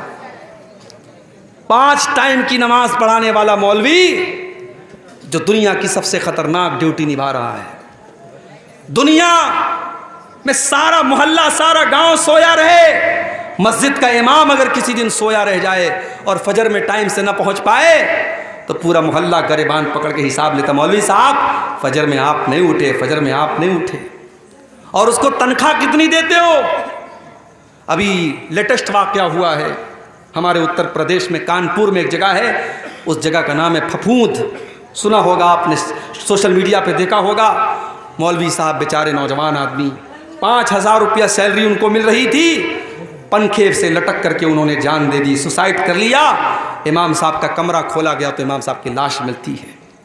یہ قوم صرف یتیموں کا مال نہیں کھا رہی ہے، یہ قوم اپنے اماموں اور اپنے مسجدوں کے اماموں اور حافظوں کا بھی خون چوس رہی ہے. میرے پیارے ساتھیوں، اس قوم کے پاس شادی میں اڑانے کے لیے لاکھوں ہیں، حرام راستوں پہ خرچ کرنے کے لیے کروڑوں ہیں، اور مسجدوں میں ڈھنگ کے امام رکھنے کے لیے اس کے پاس تنخواہ کے پیسے نہیں. جب امام صاحب نماز پڑھاتے ہیں تو یہ قوم کہتی ہے امام صاحب تھوڑا اور اچھی قرات کیجیے. امام تلاش کرتی ہے تو سوچتی ہے کہ امام عبد الرحمن السدیس کا اور امام سعود الشریم کی آواز والا ہم کو امام مل جائے. اور تنخواہ کیا دے گی؟ 5,000 روپیہ. میرے پیارے ساتھیوں، اگر یتیم کا مال کھانے والا جہنم کی آگ میں جائے گا تو اپنے قوم کے مولویوں اور اماموں اور ٹیچروں کا خون چوسنے والے ابھی کتنے ٹیچر ہیں مدرسوں میں، ان بیچاروں کی تنخواہ 4,000 5,000 روپیہ ہے، اور وہ 5,000 روپیہ تنخواہ بھی ان کو مدرسے کا مینجمنٹ کہتا ہے، مدرسے کے ناظم کہتے ہیں، مدرسے کی کمیٹی کہتی ہے کہ مولوی صاحب آپ کے پیسے کے برابر ہمارے پاس بجٹ میں پیسہ نہیں ہے، آپ جائیے چندہ کر کے لائیے، اسی میں سے آپ اپنی تنخواہ لے لیجئے. یعنی مولوی بیچارہ مدرسے میں پڑھائے بھی اور اس کے بعد سیلری جب ملنے کا ٹائم آئے تو وہ چندہ کر کے اپنی سیلری لائے. میرے پیارے ساتھیوں، ڈوب مرے ہم، شرم سے ڈوب مرے، چولو بھر پانی میں ڈوب مرے. میرے نبی نے کہا تھا مزدور کو اس کا پسینہ سوکھنے کے پہلے اس کی مزدوری دے دو. یا مولوی اور ٹیچر اور معلم مہینہ بھر پڑھاتا ہے، اس کے بعد اس کی تنخواہ کا پیسہ ہمارے پاس نہیں ہوتا ہے. اور آج حالات یہ ہیں، لاک ڈاؤن کے بعد کتنے مولویوں نے مسجدوں میں پڑھانا بند کر دیا، مدرسوں میں پڑھانا بند کر دیا. کیوں؟ مسجد کی کمیٹی نے کہا مولوی صاحب لاک ڈاؤن لگائے، اب ہمارے پاس تنخواہ دینے کے لیے پیسہ نہیں ہے. مسجد کے ذمہ داروں نے کہا، مدرسے کے ذمہ داروں نے کہا، وہ مولوی بیچارہ جس نے آج تک کبھی رکشہ نہیں چلایا، جس نے آج تک کبھی ٹالی نہیں چلائی، جس نے آج تک کبھی ٹوٹو نہیں چلایا، اس مولوی کے سارے روزی روٹی کے راستے بند ہو گئے. اس نے لاک ڈاؤن میں قرضے لے کر اور لوگوں سے بھیک مانگ کر اپنے بچوں کا پیٹ پالا. اور جب لاک ڈاؤن ختم ہوا اس نے طے کر لیا اب کسی کی غلامی نہیں کرنا ہے، اب مسجد کی امامت نہیں کرنا ہے، اب مدرسے میں ٹیچر نہیں بننا ہے. اب آج وہ جا کے بزنس کر رہا ہے اور مزدوری کر رہا ہے، لیکن اس کا کہنا ہے کہ میں یہ غلامی نہیں کروں گا، میں مسجد میں امامت نہیں کراؤں گا. آج میرے پاس فون آتا ہے میرے بھائی، کبھی گجرات سے آتا ہے، کبھی ممبئی سے آتا ہے، کبھی دلی سے آتا ہے، شیخ عبد الغفار صاحب کوئی اچھی آواز والا امام بتا دیجئے، کوئی اچھی تقریر کرنے والا جمعہ کا خطیب بتا دیجئے، کوئی اچھا قرآن پڑھانے والا حافظ بنا دیجئے، بتا دیجئے. آج ہندوستان میں لاکھوں مدرسے ہیں، ہر سال ہزاروں حافظ اور قاری اور عالم بن کے نکل رہے ہیں، مگر میرے بھائیوں یہ حافظ اور یہ عالم یہ مدرسوں میں نہیں پڑھانا چاہتے، یہ مسجدوں میں امام نہیں بننا چاہتے. ان کی زندگی اتنی خراب کر دی گئی، اتنی بیکار کر دی گئی اور ان کو اتنی کم تنخواہ دی جاتی ہے، اب اس لائن میں کوئی آنا نہیں چاہتا ہے. میرے پیارے ساتھیوں، اگر یتیم بے بس ہے، اگر یتیم بے سہارا ہے اور یتیم کا مال کھانے والا، اللہ قرآن میں کہہ رہا ہے کہ اس کے پیٹ میں اس حرام خور کے پیٹ میں جہنم کی آگ بھری جائے گی. تو جو ان علماء کا، ان مسجدوں کے اماموں کا اور ان مدرسے کے مولویوں اور حافظوں کا پیسہ کھا جاتے ہیں اور ان کا خون چوستے ہیں، وہ بھی اپنے انجام کے لیے تیار رہیں، ان کا انجام بھی بہت برا ہونے والا ہے. اور آگے بڑھیے، ایک اور چیز ہے جو جہنم میں لے کر کے جاتی ہے، وَلَا تَقْرَبُوا الزِّنَا، زنا کے قریب نہ جانا، بدکاری کے قریب نہ جانا. تم جب جوان ہو گئے، بالغ ہو گئے، ہم نے شادی کا سسٹم رکھا، ہم نے نکاح کا سسٹم رکھا، تم نے نکاح کیوں نہ کر لیا، تم نے شادی کیوں نہ کر لی، تم نے زنا کیوں کیا، تم نے ناجائز طریقے سے سنبندھ کیوں بنایا، تم نے ناجائز طریقے سے اپنی خواہشات کو پورا کیوں کیا. وَلَا تَقْرَبُوا الزِّنَا، زنا کے قریب نہ جانا، إِنَّهُ كَانَ فَاحِشَةً وَسَاءَ سَبِيلًا، یہ زنا کا راستہ بڑا گندا راستہ ہے، بڑا برا راستہ ہے. اللہ کے نبی جب فجر کی نماز پڑھاتے تھے फजर की नमाज़ पढ़ा के मसल्ले पर बैठे रहते थे और सहाबा से पूछते थे, सहाबा क्या आज आप लोगों ने कोई ख्वाब देखा है, कोई सपना देखा है? अगर कोई सहाबी कोई सपना देखते थे, कोई ख्वाब देखते थे, बयान करते थे। और कभी कभी अल्लाह के नबी अपना भी ख्वाब बयान करते थे। एक दिन आपने अपना ख्वाब बयान किया, मैं सोया हुआ था, 2 फरिश्ते मेरे पास आए और मुझे लेकर के गए और बहुत सारी चीज़ें मुझे दिखाई। जब मैं चल रहा था उन फरिश्तों के साथ तो मैंने देखा एक जगह एक तंदूर बना हुआ है। अब पता नहीं तंदूर को आपकी बंगला ज़बान में क्या बोलते हैं, जो रोटी जहाँ बनती है, जिस दुकान पे आपने देखा होगा एक चूल्हा टाइप की एक चीज़ होती है जिसके अंदर रोटी को पकाते हैं, उसको तंदूर बोलते हैं। तो अल्लाह के नबी ने कहा कि मैंने तंदूर के जैसी एक चीज़ देखी, फ़इज़ा फ़ीही लगतुन व अस्वात, मैंने देखा कि उसके अंदर से चिल्लाने की आवाज़ आ रही है, उसके अंदर से चीखने की आवाज़ आ रही है। मैंने फ़रिश्तों से पूछा ये किन लोगों की आवाज़ है? फ़रिश्तों ने कहा भी आप आगे चलिए, हम बाद में बताएंगे। जब बाद में अल्लाह के नबी ने पूछा वो किसकी आवाज़ थी, तो फ़रिश्तों ने कहा हाउलाई ज़ुनात व ज़वानी, अय अल्लाह के नबी ये ज़ानियों, ये ज़िनाकार मर्दों की और ज़िनाकार औरतों की आवाज़ थी। उनके नीचे से जहन्नम की आग का अंगारा और जहन्नम की आग उनकी शर्मगाह के अंदर दाखिल होती है और इस करतूत की सज़ा उनको इस तरीके से बराबर जहन्नम में मिलती रहेगी कि उनको एक तंदूर में डाला जाएगा। और जिस तरीके से तंदूर में किसी चीज़ को पकाया जाता है, उन हराम खोरों, उन जानियों और उन बदकारों की शर्मगाह में आग के शोले जाएंगे और वो चिल्लाएंगे और चीखेंगे। अल्लाह के नबी ने यह अज़ाब का मंजर देखा था। आज हालात क्या है मेरे भाई? आज हालात ये है, इसी सीमांचल में लोगों ने मुझे बताया कि कितने लड़के और लड़की जब नाजायज़ ताल्लुक बना लेते हैं और पकड़े जाते हैं तो पंचायत ये फैसला सुनाती है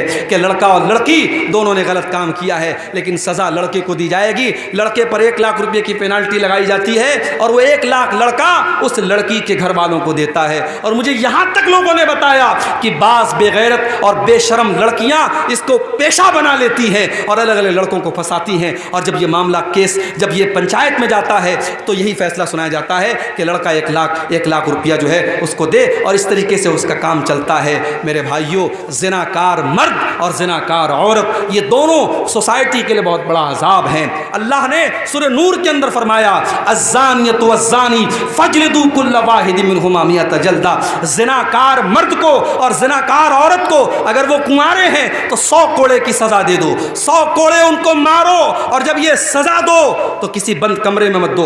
अल्लाह ने फरमाया वलियशहद अज़ाबहुमा ताइफ़तुम मिनल मोमिनीन, ज़िनाकार मर्द को और ज़िनाकार औरत को खुलेआम ये सज़ा दी जाए।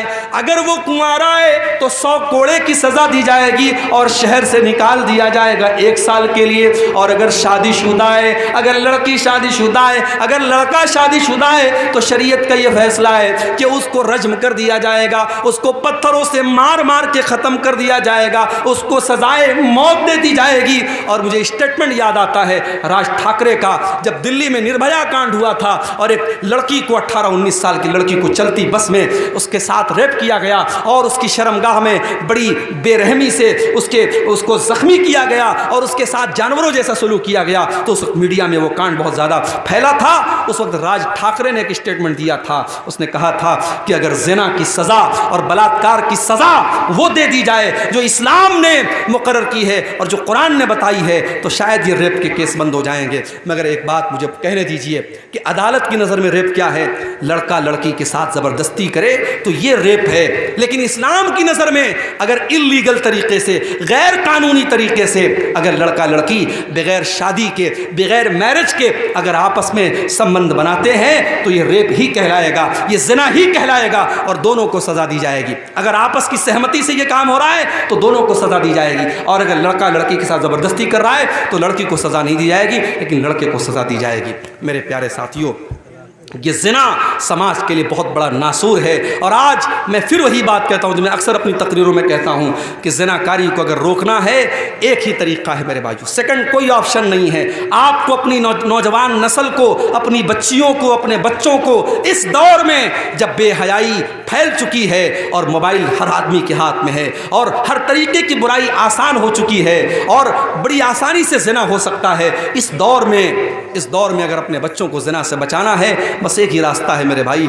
निकाह को आसान कर दो। लड़की 18 साल की 19 साल की हो गई, लड़का 20 साल का 22 साल का हो गया, शादी के काबिल हो गए, शादी की उम्र हो गई, देर मत करो, बहाने न करो, जहेज का लालच छोड़ दो, बारात का चक्कर छोड़ दो, रस्मों रिवाज की बेड़ियां छोड़ दो। जो शरीयत ने सिखाया है, जो इस्लाम ने सिखाया है, सिंपल तरीके से, सुन्नत तरीके से। अभी कल हतिया दियारा में कटिहार में प्रोग्राम था, वहाँ एक भाई की बात मुझे बहुत अच्छी लगी। उन्होंने कहा मौलाना मेरा एक अल्लाह से मैंने एक वादा किया है, अहद किया है, दुआ कीजिए अल्लाह मुझे इस अहद पर कायम रखे। उन्होंने कहा कि मेरे कई बच्चे हैं, 4 बेटे हैं, मैंने ये सोचा है मैं किसी बेटे की शादी में 1 पैसा जहेज नहीं लूँगा, और कल अल्लाह के यहाँ जब जाऊँगा अल्लाह पूछेगा क्या अमल लेके आया है, तो तौहीद के बाद मैं बयान करूँगा कि अल्लाह ये अमल मेरा तू कबूल कर ले कि जिस समाज में जहेज लेने का चलन था और लोग लालच करते थे, लाख लाख रुपए की 10-10 लाख रुपए की डिमांड करते थे, अल्लाह उस समाज में मैंने 1 पैसा जहेज नहीं लिया है। वो अमल मैं लेकर के अल्लाह के पास जाना चाहता हूँ। मौलाना आप मेरे हक में दुआ कीजिएगा।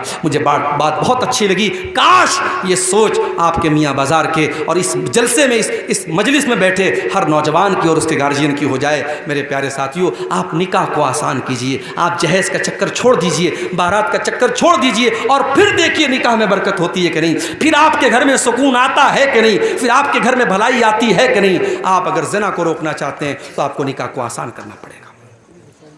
और आगे बढ़िए, जहन्नम में लेकर के जाने वाला एक और अमल है, अपनी जिम्मेदारी को सही तरीके से ना निभाना।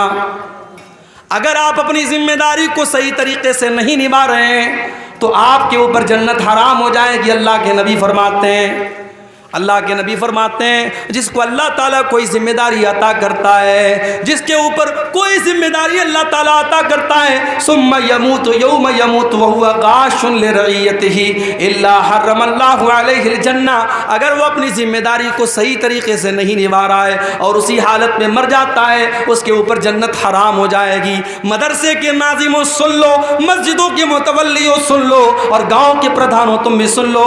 तुम्हारे कंधों पर जो जिम्मेदारी डाली गई है, अगर तुमने अपनी जिम्मेदारी का हक अदा न किया, अगर तुमने अपनी कुर्सी का, अपने पावर का हक अदा न किया, तुमने अपनी जिम्मेदारी के साथ इंसाफ न किया, अल्लाह के नबी फरमा रहे हैं इल्ला हर्रमल्लाहु अलैहिल जन्ना, ऐसे इंसान के ऊपर जन्नत हराम हो जाएगी। और यहाँ एक बात और नोट कर लीजिए, जिस तरीके से मस्जिद का मुतवल्ली एक जिम्मेदार है, मदरसे का सेक्रेटरी एक जिम्मेदार है, जिस तरीके से गांव का प्रधान एक जिम्मेदार है, उसी तरीके से हर घर में बाप अपनी औलाद का जिम्मेदार है, माँ अपनी बेटियों की जिम्मेदार है, बड़ा भाई छोटे भाइयों का जिम्मेदार है, बड़ी बहन छोटी बहनों की जिम्मेदार है।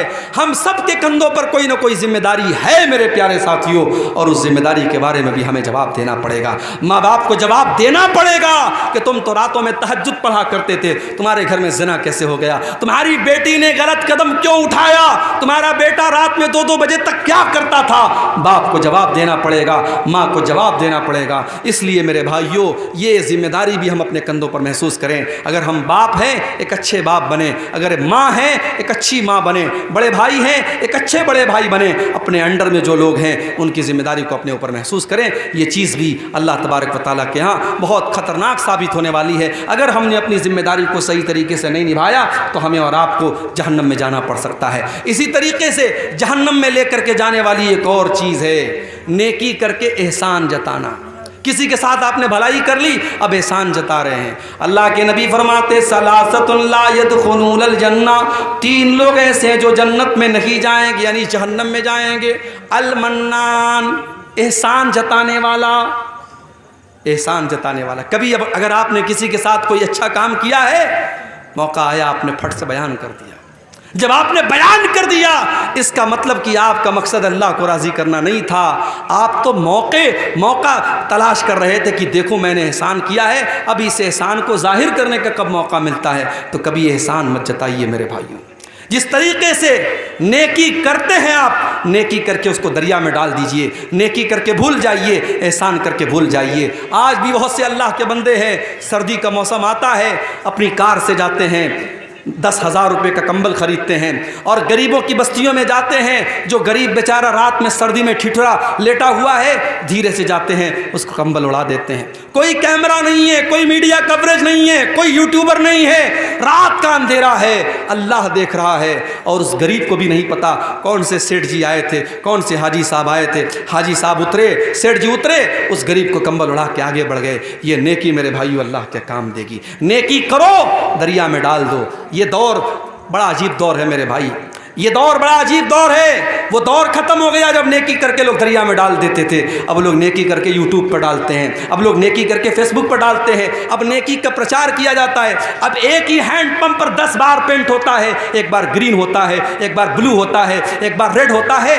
ایک ہینڈ پمپ پر 10 بار پینٹ کرا کے 10 ہینڈ پمپ کا پیسہ لیا جاتا ہے۔ یہ بے ایمانی اور یہ چوری اور یہ حرام خوری بھی آپ کے بہار اور جھارکھنڈ میں ہو رہی ہے مشروعات کے نام پر۔ اللہ ہم سب کی حفاظت فرمائے۔ المنان، اللہ کے نبی فرماتے ہیں کہ احسان جتانے والا، نیکی کر کے نیکی جتانے والا، وہ بھی اللہ کے یہاں جہنم میں جائے گا، جنت حرام ہے اس کے لیے۔ اور دوسرا آدمی والعاق، رشتہ کاٹنے والا، رشتہ کاٹنے والا، بھائی نے بھائی سے رشتہ کاٹ لیا، بھائی نے بہن سے رشتہ کاٹ لیا، بیٹے نے باپ سے رشتہ کاٹ لیا۔ ارے تو کون ہوتا ہے رشتہ کاٹنے والا؟ یہ رشتہ تیرا بنایا ہوا نہیں، یہ رشتہ رب کا بنایا ہوا ہے، یہ رشتہ اللہ کا بنایا ہوا ہے۔ اللہ نے تجھے کسی کا بھائی بنایا، اللہ نے کسی کا بھتیجا بنایا، اللہ نے کسی کا پوتا بنایا، اللہ نے کسی کا بیٹا بنایا۔ جب رشتے اللہ نے بنائے ہیں، رشتوں کو توڑنے والے تم کون ہوتے ہو؟ لا يدخل الجنت قاطعون، اللہ کے نبی کہتے ہیں رشتہ کاٹنے والا جنت میں نہیں جائے گا۔ میرے پیارے ساتھیوں، العاق کو اللہ کے نبی اس حدیث میں کہہ رہے ہیں رشتہ کاٹنے والا۔ اور جب رشتے کے کاٹنے کی بات آئی تو ایک بات اور سن لو، دوسرے رشتوں میں اگر آپ نے گڑبڑی کی تو کچھ تو معافی کی گنجائش ہے، لیکن اگر ماں باپ کے ساتھ گڑبڑی کی، جس ماں نے جنم دیا، جس باپ نے انگلی پکڑ کے چلنا سکھایا، جس ماں نے خون جگر پلا کے تجھے جوان کیا، اور جس باپ نے خون پسینہ ایک کر کے تجھے کسی قابل بنایا، اگر اس ماں کے ساتھ تو نے بدتمیزی کی، اس باپ کے ساتھ تو نے اگر بدتمیزی کی، اس ماں سے رشتہ تو نے توڑ دیا، اس باپ سے رشتہ توڑ لیا، تو اللہ کے نبی فرماتے ہیں 2 گناہوں کو اللہ تعالیٰ معاف نہیں کرے گا۔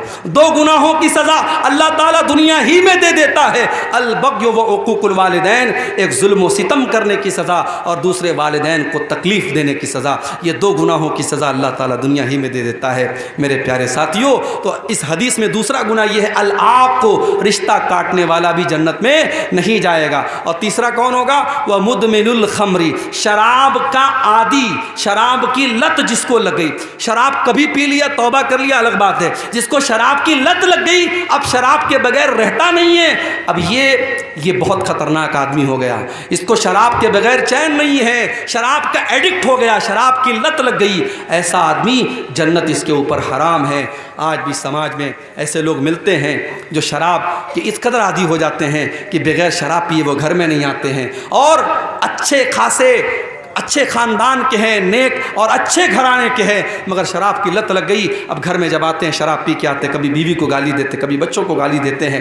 کتنے غریبوں کو میں دیکھتا ہوں، شوہر اس طریقے سے شراب پی کے آتا ہے اور بیوی بیچاری دوسروں کے گھر میں جا کے جھاڑو پوچھا لگاتی ہے، برتن مانجتی ہے اور کام کرتی ہے، اور وہ بیوی جب پیسہ کما کے لاتی ہے شوہر اس پیسے سے جا کے پھر شراب پی لیتا ہے۔ ایسے شوہر بھی سماج کے اندر موجود ہیں، اور ایسے شوہروں کو بڑا یاد رہتا ہے کہ صاحب میری بیوی میری خدمت کیوں نہیں کرتی، میری بیوی میری بات کیوں نہیں مانتی۔ ارے تو اپنی بیوی کا کتنا حق ادا کر رہا ہے؟ اسلام میں ون وے ٹریفک نہیں ہے میرے بھائی۔ اگر شوہر کا حق بیوی کے اوپر ہے تو بیوی کا حق بھی شوہر کے اوپر ہے۔ جو اپنی بیوی کی کمائی کھاتا ہے وہ حرام خور سن لے، وہ بغیرت سن لے، تیری بیوی کا کام کمانا نہیں تھا، تیری بیوی دوسروں کے گھر میں جا کے برتن مانج رہی ہے اور تو بیٹھ کے شراب پی رہا ہے، تو بہت بڑا بغیرت ہے۔ اور سن لو، کان کھول کے سن لو، بغیرت بھی جنت میں نہیں جائے گا، بے غیرت بھی جنت میں نہیں جائے گا۔ اللہ کے نبی نے فرمایا الدیوس الذی یقر فی اہلہ الخبث، وہ بے غیرت انسان جس کے گھر میں بے حیائی ہو رہی ہو، بے شرمی ہو رہی ہو، اور اس کو کوئی فرق نہ پڑ رہا ہو، اس بے غیرت کا انجام بھی یہی ہونے والا ہے کہ وہ جہنم کی آگ میں چلے گا۔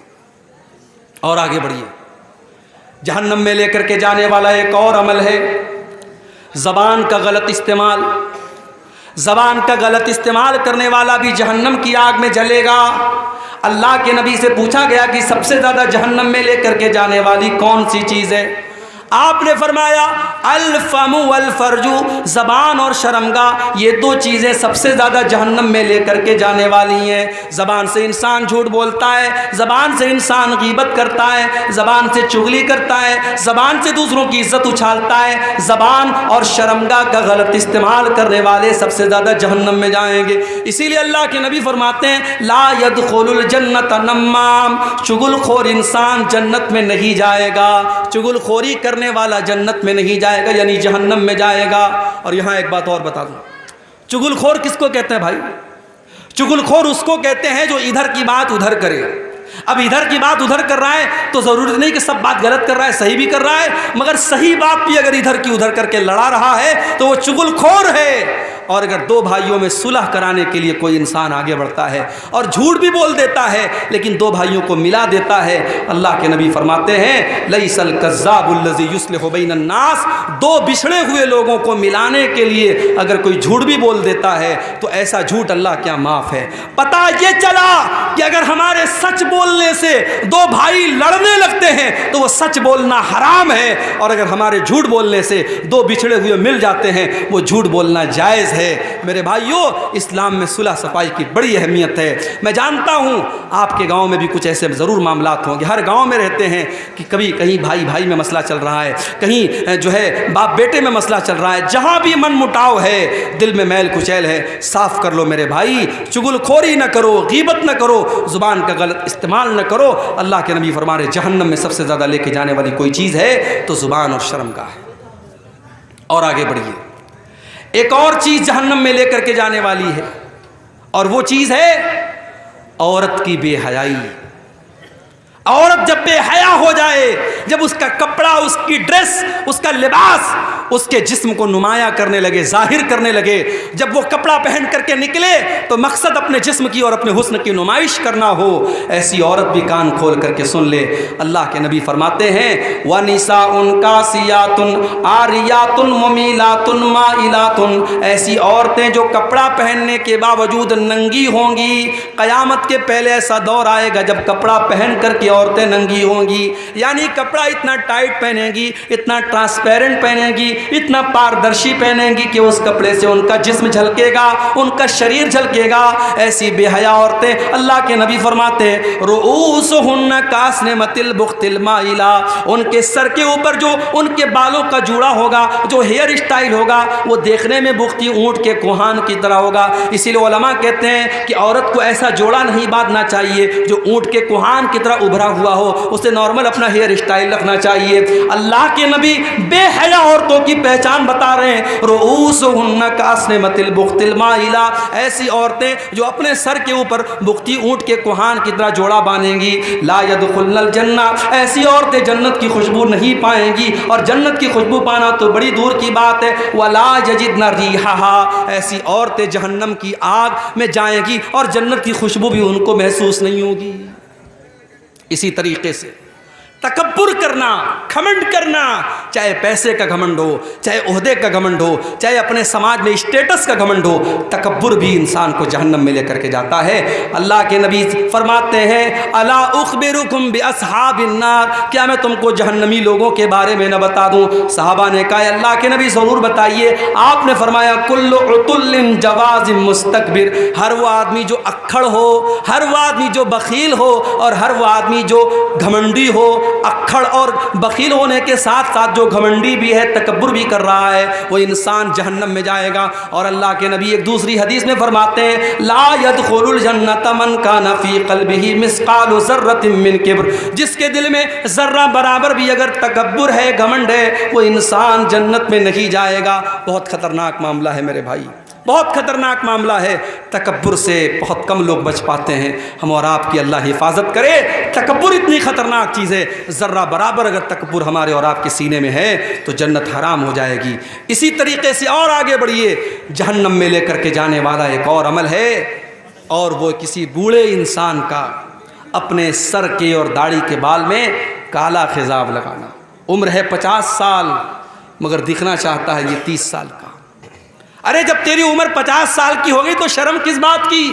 تو بال کو جتنا بھی کالا کر لے، داڑھی کو جتنا بھی کالا کر لے، تو اپنے بدن کی سلوٹوں کو کیسے مٹائے گا؟ تو اپنے بدن کے ریشوں کو کیسے مٹائے گا؟ تیرے بدن کی جھریاں بتائیں گی تو 50 سال کا ہو چکا ہے، کتنے دن تک تو دھوکہ دے گا؟ اور جو جتنا بھی بہترین ہیئر ڈائی لگا لے اور کلر لگا لے، 1 ہفتے کے بعد 2 ہفتے کے بعد وہ کالا کلر اترنے ہی والا ہے۔ اللہ کے نبی فرماتے ہیں یکون فی آخر الزمان، آخری زمانے میں ایسے لوگ آئیں گے یخضبون بالسواد، جو کالے رنگ کا خضاب لگائیں گے، کالے رنگ کی مہندی لگائیں گے، کحواسل الحمام، جیسے کبوتر کے سینے کے پاس کا حصہ کالا ہوتا ہے اور باقی حصہ سفید ہوتا ہے، تو وہ اپنی سفید داڑھی اور سفید بال کو کالا کریں گے۔ اللہ کے نبی فرماتے ہیں لا یریحون رائحۃ الجنہ، ایسے لوگ جنت کی خوشبو بھی نہیں پا سکتے، جنت کی خوشبو بھی نہیں پا سکتے۔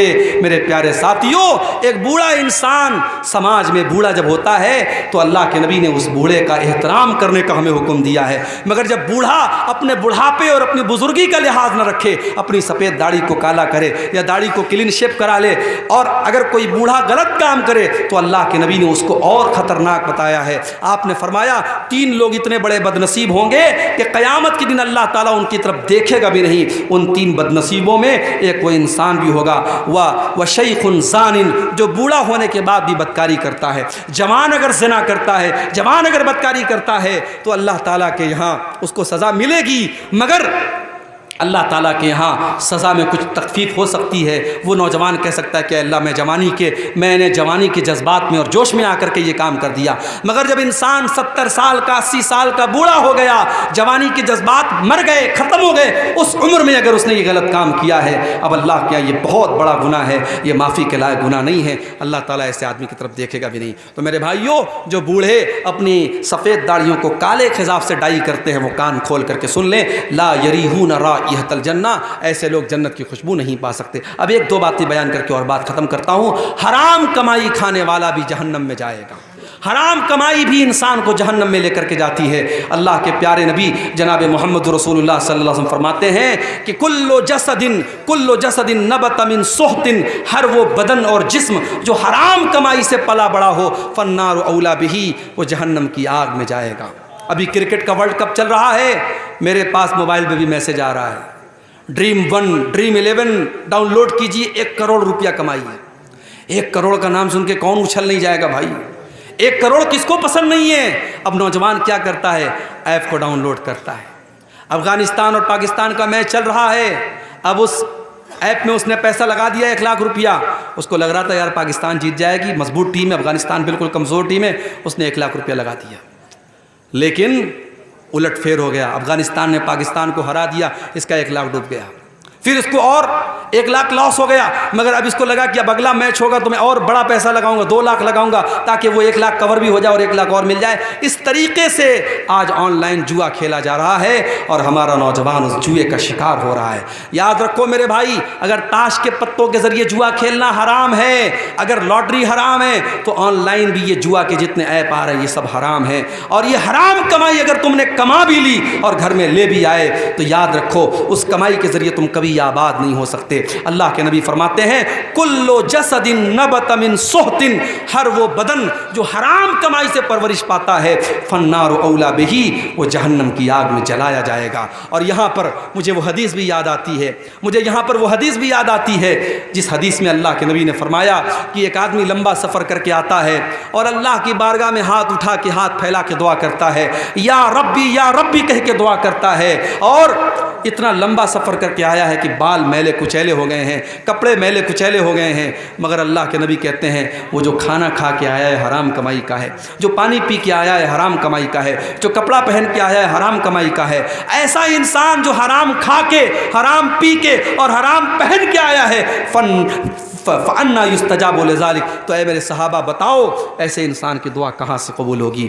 میرے پیارے ساتھیوں، آج ہم رو رو کے دعا کر رہے ہیں کہ اے اللہ فلسطینیوں کی مدد فرما، فلسطینیوں کی مدد فرما۔ چھوٹے چھوٹے بچوں کی لاشوں کی فوٹو آ رہے ہیں، ہمیں دیکھ کر کے تکلیف ہو رہی ہے، ہم دعا کر رہے ہیں مگر اللہ کی طرف سے کوئی مدد نہیں آ رہی۔ کیوں؟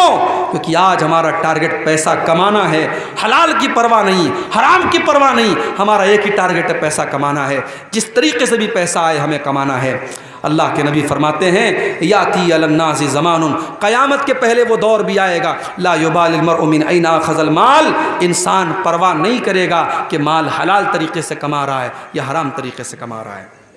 اسی طریقے سے میرے بھائیوں جہنم میں لے کر کے جانے والی ایک اور چیز ہے، اور وہ ہے اپنے مسلمان بھائی کا حق مارنا۔ اللہ کے نبی نے فرمایا من اقتطع حق امرئ مسلم، جس نے کسی مسلمان کا حق مارا وہ کان کھول کر کے سن لے، اس نے جہنم کا ایک ٹکڑا خرید لیا، اس نے جہنم کا ایک ٹکڑا لے لیا۔ اور اللہ کے نبی ایک دوسری حدیث میں فرماتے ہیں میں ایک انسان ہوں، مجھ سے غلطی ہو سکتی ہے، میرے پاس زمین و جائیداد کا لوگ کیس لے کے آتے ہیں، ایسا ہو سکتا ہے کسی کی چکنی چپڑی بات سن کر کے میں اس کے حق میں فیصلہ کر دوں، وہ زمین اس کی نہیں تھی، وہ جائیداد اس کی نہیں تھی، میں نے غلط فیصلہ کر دیا، جس کا حق نہیں تھا اس کو دے دیا، مگر اگر ایسا ہو گیا تو کان کھول کر کے سن لو فإنما أقطع له قطعة من النار، میں زمین کا ٹکڑا نہیں دے رہا ہوں، جہنم کا ٹکڑا دے رہا ہوں۔ میرے پیارے ساتھیوں، ابھی آپ نے نظم سنی کہ یہ زندگی ایک کرائے کا گھر ہے، ایک نہ ایک دن بدلنا پڑے گا۔ یہ زندگی کرائے کا گھر ہے میرے بھائی، یہاں ہمیشہ نہیں رہنا ہے، ایک دن مرنا ہے اور سارا دھن دولت، زمین جائیداد، بینک بیلنس، جویلری، یہ سب چھوڑ کے جانا ہے۔ جو حرام طریقے سے آپ نے دوسروں کی زمین ہتھیائی ہے، کتنے دن اس زمین کا فائدہ اٹھاؤ گے بھائی؟ جس دن مرو گے 2 گز زمین میں ہم جائیں گے اور وہ ساری زمین ہمارے رشتہ داروں کی، ہمارے بچوں کی ہو جائے گی۔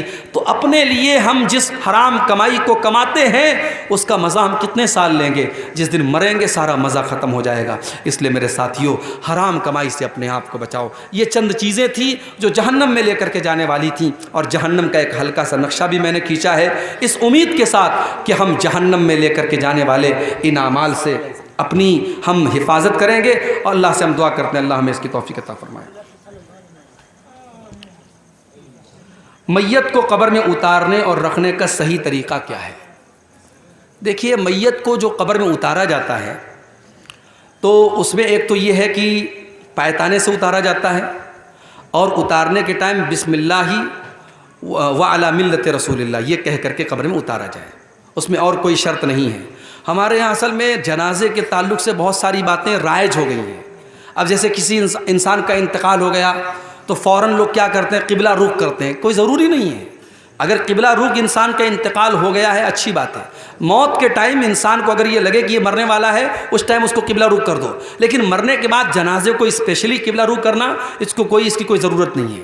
اسی طریقے سے جب میت کو گھر سے نکالنے لگتے ہیں تو لوگ بڑی پرواہ کرتے ہیں کہ سرہانے سے نکالنا ہے کہ پایتانے سے نکالنا ہے، لوگ بڑا کنفیوز ہو جاتے ہیں۔ تو یہ سارے مسئلے ہمارے بنائے ہوئے ہیں، اس میں کوئی ایسی ٹینشن کی بات نہیں ہے۔ جہاں شریعت نے آپ کو آزادی دی ہے، اختیار دیا ہے، وہاں اس کو آزادی ہی رہنے دیجیے۔ قبر میں اتارنے کے ٹائم اس کو جو ہے پایتانے کی طرف سے اتاریں گے، اور اتارنے کے وقت ہم جو ہے بسم اللہ وعلی ملت رسول اللہ پڑھیں گے۔ اچھا، یہاں پر ایک بات میں اور بتا دوں کہ قبر میں جب ہم مردے کو دفن کرتے ہیں تو ہم مٹی دیتے ہیں۔ اب مٹی جب دیتے ہیں تو وہاں بھی یہ سوال ہوتا ہے کہ مٹی دینے کے ٹائم ہمیں کیا پڑھنا چاہیے؟ تو بعض لوگ کیا کرتے ہیں کہ وہ پہلی مرتبہ مٹی دیتے تو کہتے ہیں منہا خلقناکم، جو قرآن کی آیتیں پڑھتے ہیں منہا خلقناکم، ہم نے تم کو مٹی سے پیدا کیا۔ پھر دوسری بار جب مٹی دیتے ہیں تو پڑھتے ہیں وفیہا نعیدکم، اور پھر تیسری بار جب مٹی دیتے ہیں تو پڑھتے ہیں ومنہا نخرجکم تارۃ اخری، کہ اسی مٹی سے ہم تم کو دوبارہ نکالیں گے۔ تو اب یہ قرآن کی آیت ہے، اس کو 3 بار مٹی دینے میں فٹ کر لیا گیا، لیکن اس کا کوئی ثبوت نہیں ہے۔ آپ مٹی دینے کے ٹائم کچھ نہ پڑھیں کوئی مسئلہ نہیں ہے، زیادہ سے زیادہ بسم اللہ، ہر اچھا کام بسم اللہ کر کے کیا جاتا ہے، تو مٹی دینے کے ٹائم بھی آپ بسم اللہ پڑھ دیں۔ باقی یہ جو دعا پڑھی جا رہی ہے، جو قرآن کی آیت پڑھی جا رہی ہے، مناسب نہیں ہے۔ اسی طریقے سے کہیں کہیں جنازے کی نماز میں کیا ہوتا ہے، امام صاحب کے لیے وہ آتا ہے مصلی، امام صاحب کے لیے الگ سے مصلی آتا ہے۔ بھائی مصلی کا یہاں کوئی کام نہیں ہے، مصلی سجدہ کرنا ہوتا تب کام ہوتا ہے، یہاں زمین پر ہم پڑھ رہے ہیں، مصلی کا کوئی کام نہیں ہے۔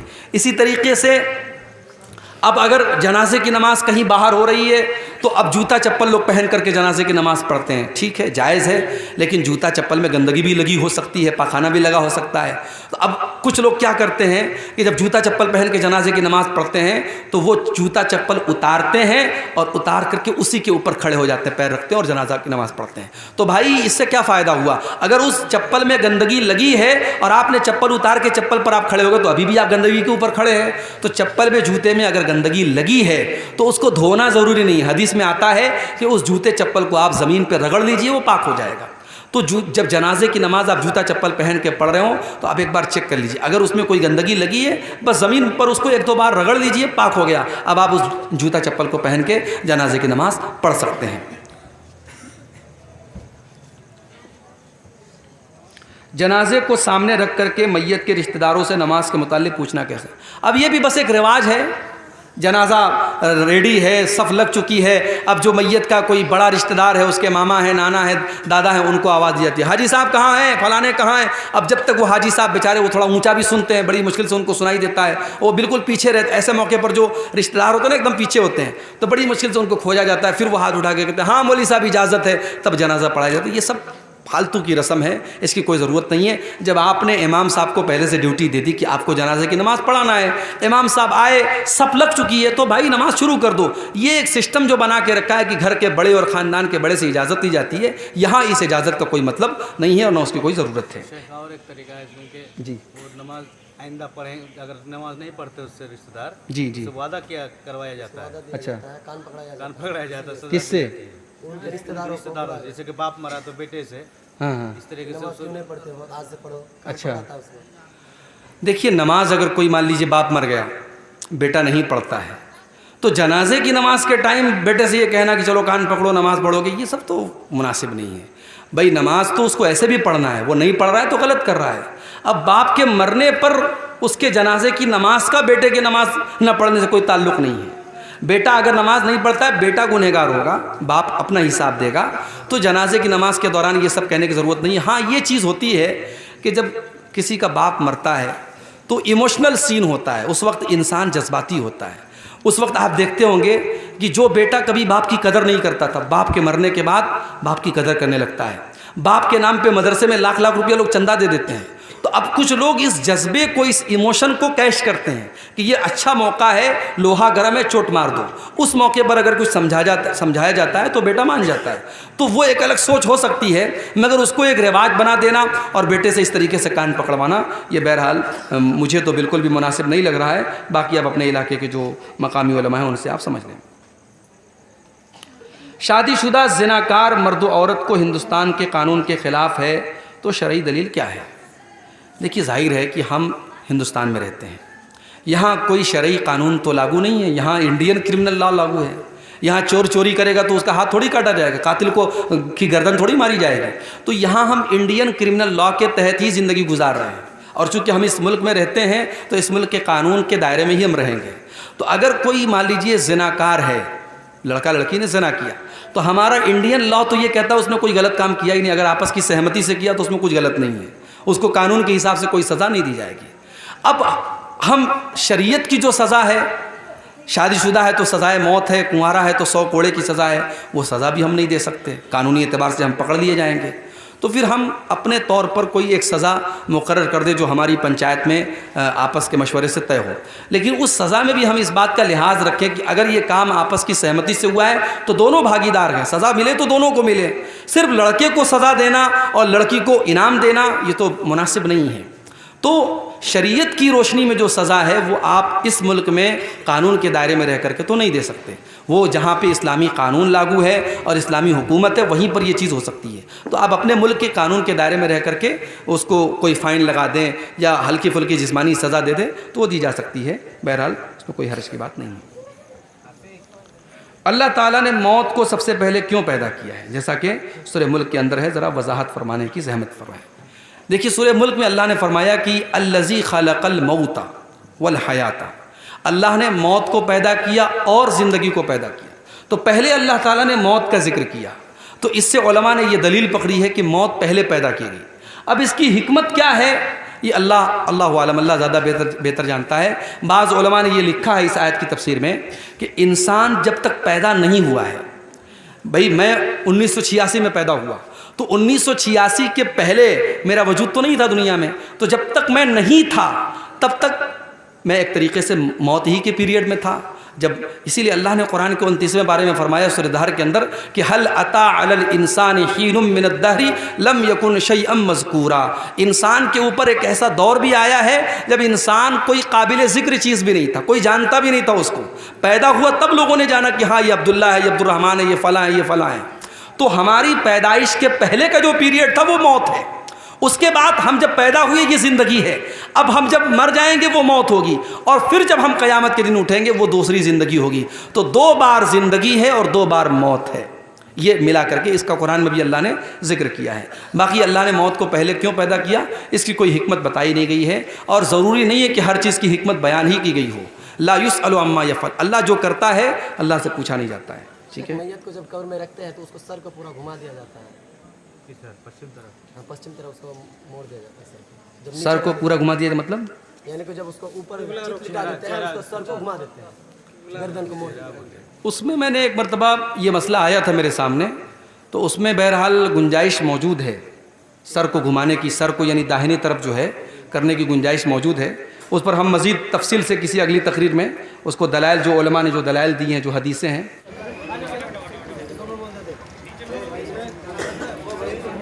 وَأَشْهَدُ أَنَّ مُحَمَّدًا عَبْدُهُ وَرَسُولُهُ يَا أَيُّهَا الَّذِينَ آمَنُوا اتَّقُوا اللَّهَ حَقَّ تُقَاتِهِ وَلَا تَمُوتُنَّ إِلَّا وَأَنْتُمْ مُسْلِمُونَ يَا أَيُّهَا النَّاسُ اتَّقُوا رَبَّكُمُ الَّذِي خَلَقَكُم مِّن نَّفْسٍ وَاحِدَةٍ وَخَلَقَ مِنْهَا زَوْجَهَا وَبَثَّ مِنْهُمَا رِجَالًا كَثِيرًا وَنِسَاءً وَاتَّقُوا اللَّهَ الَّذِي تَسَاءَلُونَ بِهِ وَالْأَرْحَامَ إِنَّ اللَّهَ كَانَ عَلَيْكُمْ رَقِيبًا يَا أَيُّهَا الَّذِينَ آمَنُوا اتَّقُوا اللَّهَ وَقُولُوا قَوْلًا سَدِيدًا يُصْلِحْ لَكُمْ أَعْمَالَكُمْ وَيَغْفِرْ لَكُمْ ذُنُوبَكُمْ وَمَنْ يُطِعِ اللَّهَ وَرَسُولَهُ فَقَدْ فَازَ فَوْزًا عَظِيمًا أَمَّا بَعْدُ فَإِنَّ خَيْرَ الْحَدِيثِ كِتَابُ اللَّهِ وَخَيْرَ الْهَدْيِ هَدْيُ مُحَمَّدٍ صَلَّى اللَّهُ عَلَيْهِ وَسَلَّمَ وَشَرَّ الْأُمُورِ مُحْدَثَاتُهَا وَكُلَّ مُحْدَثَةٍ بِدْعَةٌ وَكُلَّ بِدْعَةٍ ضَلَالَةٌ وَكُلَّ ضَلَالَةٍ فِي النَّارِ أعوذ بالله من الشيطان الرجيم بسم الله الرحمن الرحيم إن جهنم كانت مرصادا للطاغين مآبا لابثين فيها أحقابا لا يذوقون فيها بردا ولا شرابا إلا حميما وغساقا جزاء وفاقا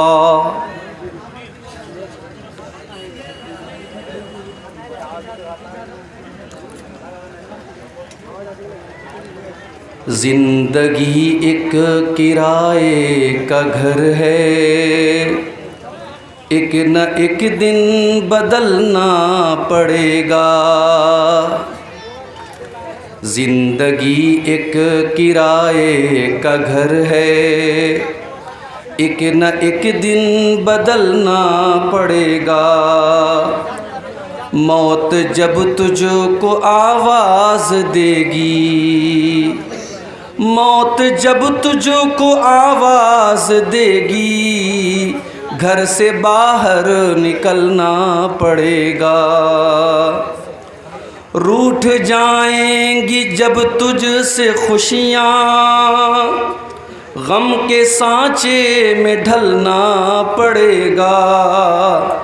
وقت ایسا بھی آئے گا ناداں، تجھ کو کانٹوں پہ چلنا پڑے گا۔ اتنا معذور ہو جائے گا تو، اتنا مجبور ہو جائے گا تو، یہ جو مخمل کا چولا ہے تیرا، یہ کفن میں بدلنا پڑے گا۔ کر لے ایمان سے دل کی صفائی، چھوڑ دے تو برائی، وقت باقی ہے عاصی سنبھل جا، ورنہ دوزخ میں جلنا پڑے گا۔ ایسی ہو جائے گی تیری حالت، کام آئے گی دولت نہ طاقت، ایسی ہو جائے گی تیری حالت، کام آئے گی دولت نہ طاقت، چھوڑ کر اپنی اونچی حویلی، تجھ کو باہر نکلنا پڑے گا۔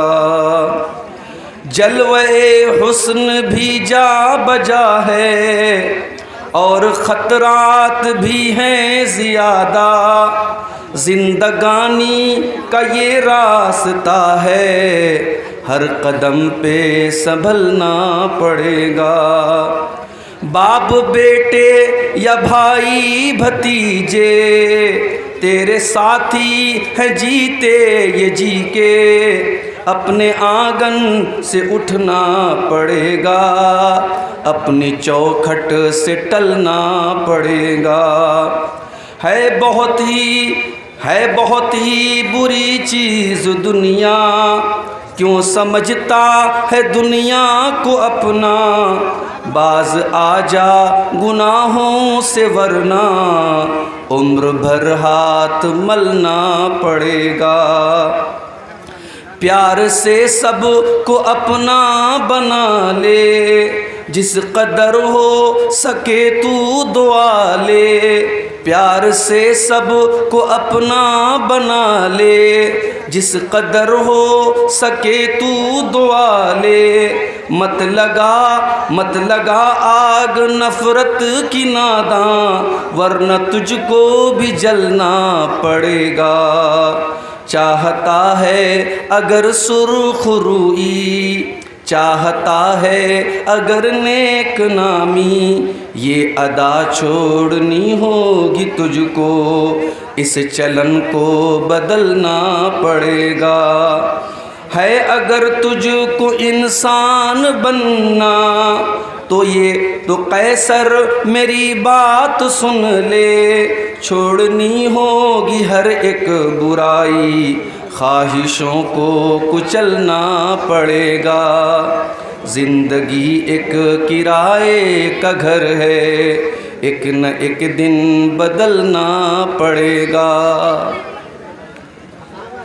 صدر محترم، علماء کرام، محترم بزرگوں، نوجوان ساتھیوں، پردہ نشین ماؤں اور بہنوں، پیارے بچوں، آپ کے اس گاؤں میں اس مدرسے کے سالانہ پروگرام میں لگاتار دوسری مرتبہ حاضر ہونے کا موقع مل رہا ہے۔ آدھی رات گزر چکی ہے، رات کے تقریباً 12:45 بج رہے ہیں۔ اب تک آپ نے علماء کرام کے مختلف موضوعات پر بیانات سنے۔ شیخ نور الاسلام رحیمی صاحب، ان کا بھی خطاب آپ نے سماعت فرمایا۔ آسام سے تشریف لائے ہوئے بنگلہ زبان کے بڑے میٹھے اور بڑے بہترین خطیب اور مقرر شیخ منور حسین آسامی صاحب کو بھی آپ مجھ سے پہلے سن رہے تھے۔ ممکن ہے میرے بعد بھی ایک دو علماء کا خطاب ہونا ہو۔ یہ جلسے، یہ تقریریں، یہ پروگرام میرے بھائیوں ہمارے ایمان میں اضافہ کرنے کے لیے، ہمیں سیدھا راستہ بتانے کے لیے اور شیطان کے راستے سے ہمیں بچانے کے لیے یہ باتیں ہوتی ہیں۔ ان کا مقصد یہ نہیں ہوتا ہے کہ ہم ایک کان سے سنیں اور دوسرے کان سے اڑا دیں۔ ان کا مقصد یہ ہوتا ہے کہ ہم جو باتیں سنیں ان کو اپنی زندگی میں اپنانے کی کوشش کریں۔ جو اچھی باتیں ہم سنیں ان کو اپنائیں، اور جن بری باتوں سے ہمارے علماء ہمیں روکتے ہیں ان سے ہم بچنے کی کوشش کریں۔ میں اللہ سے دعا کرتا ہوں رب العالمین ہم سب کو اس کی توفیق عطا فرمائے، آمین۔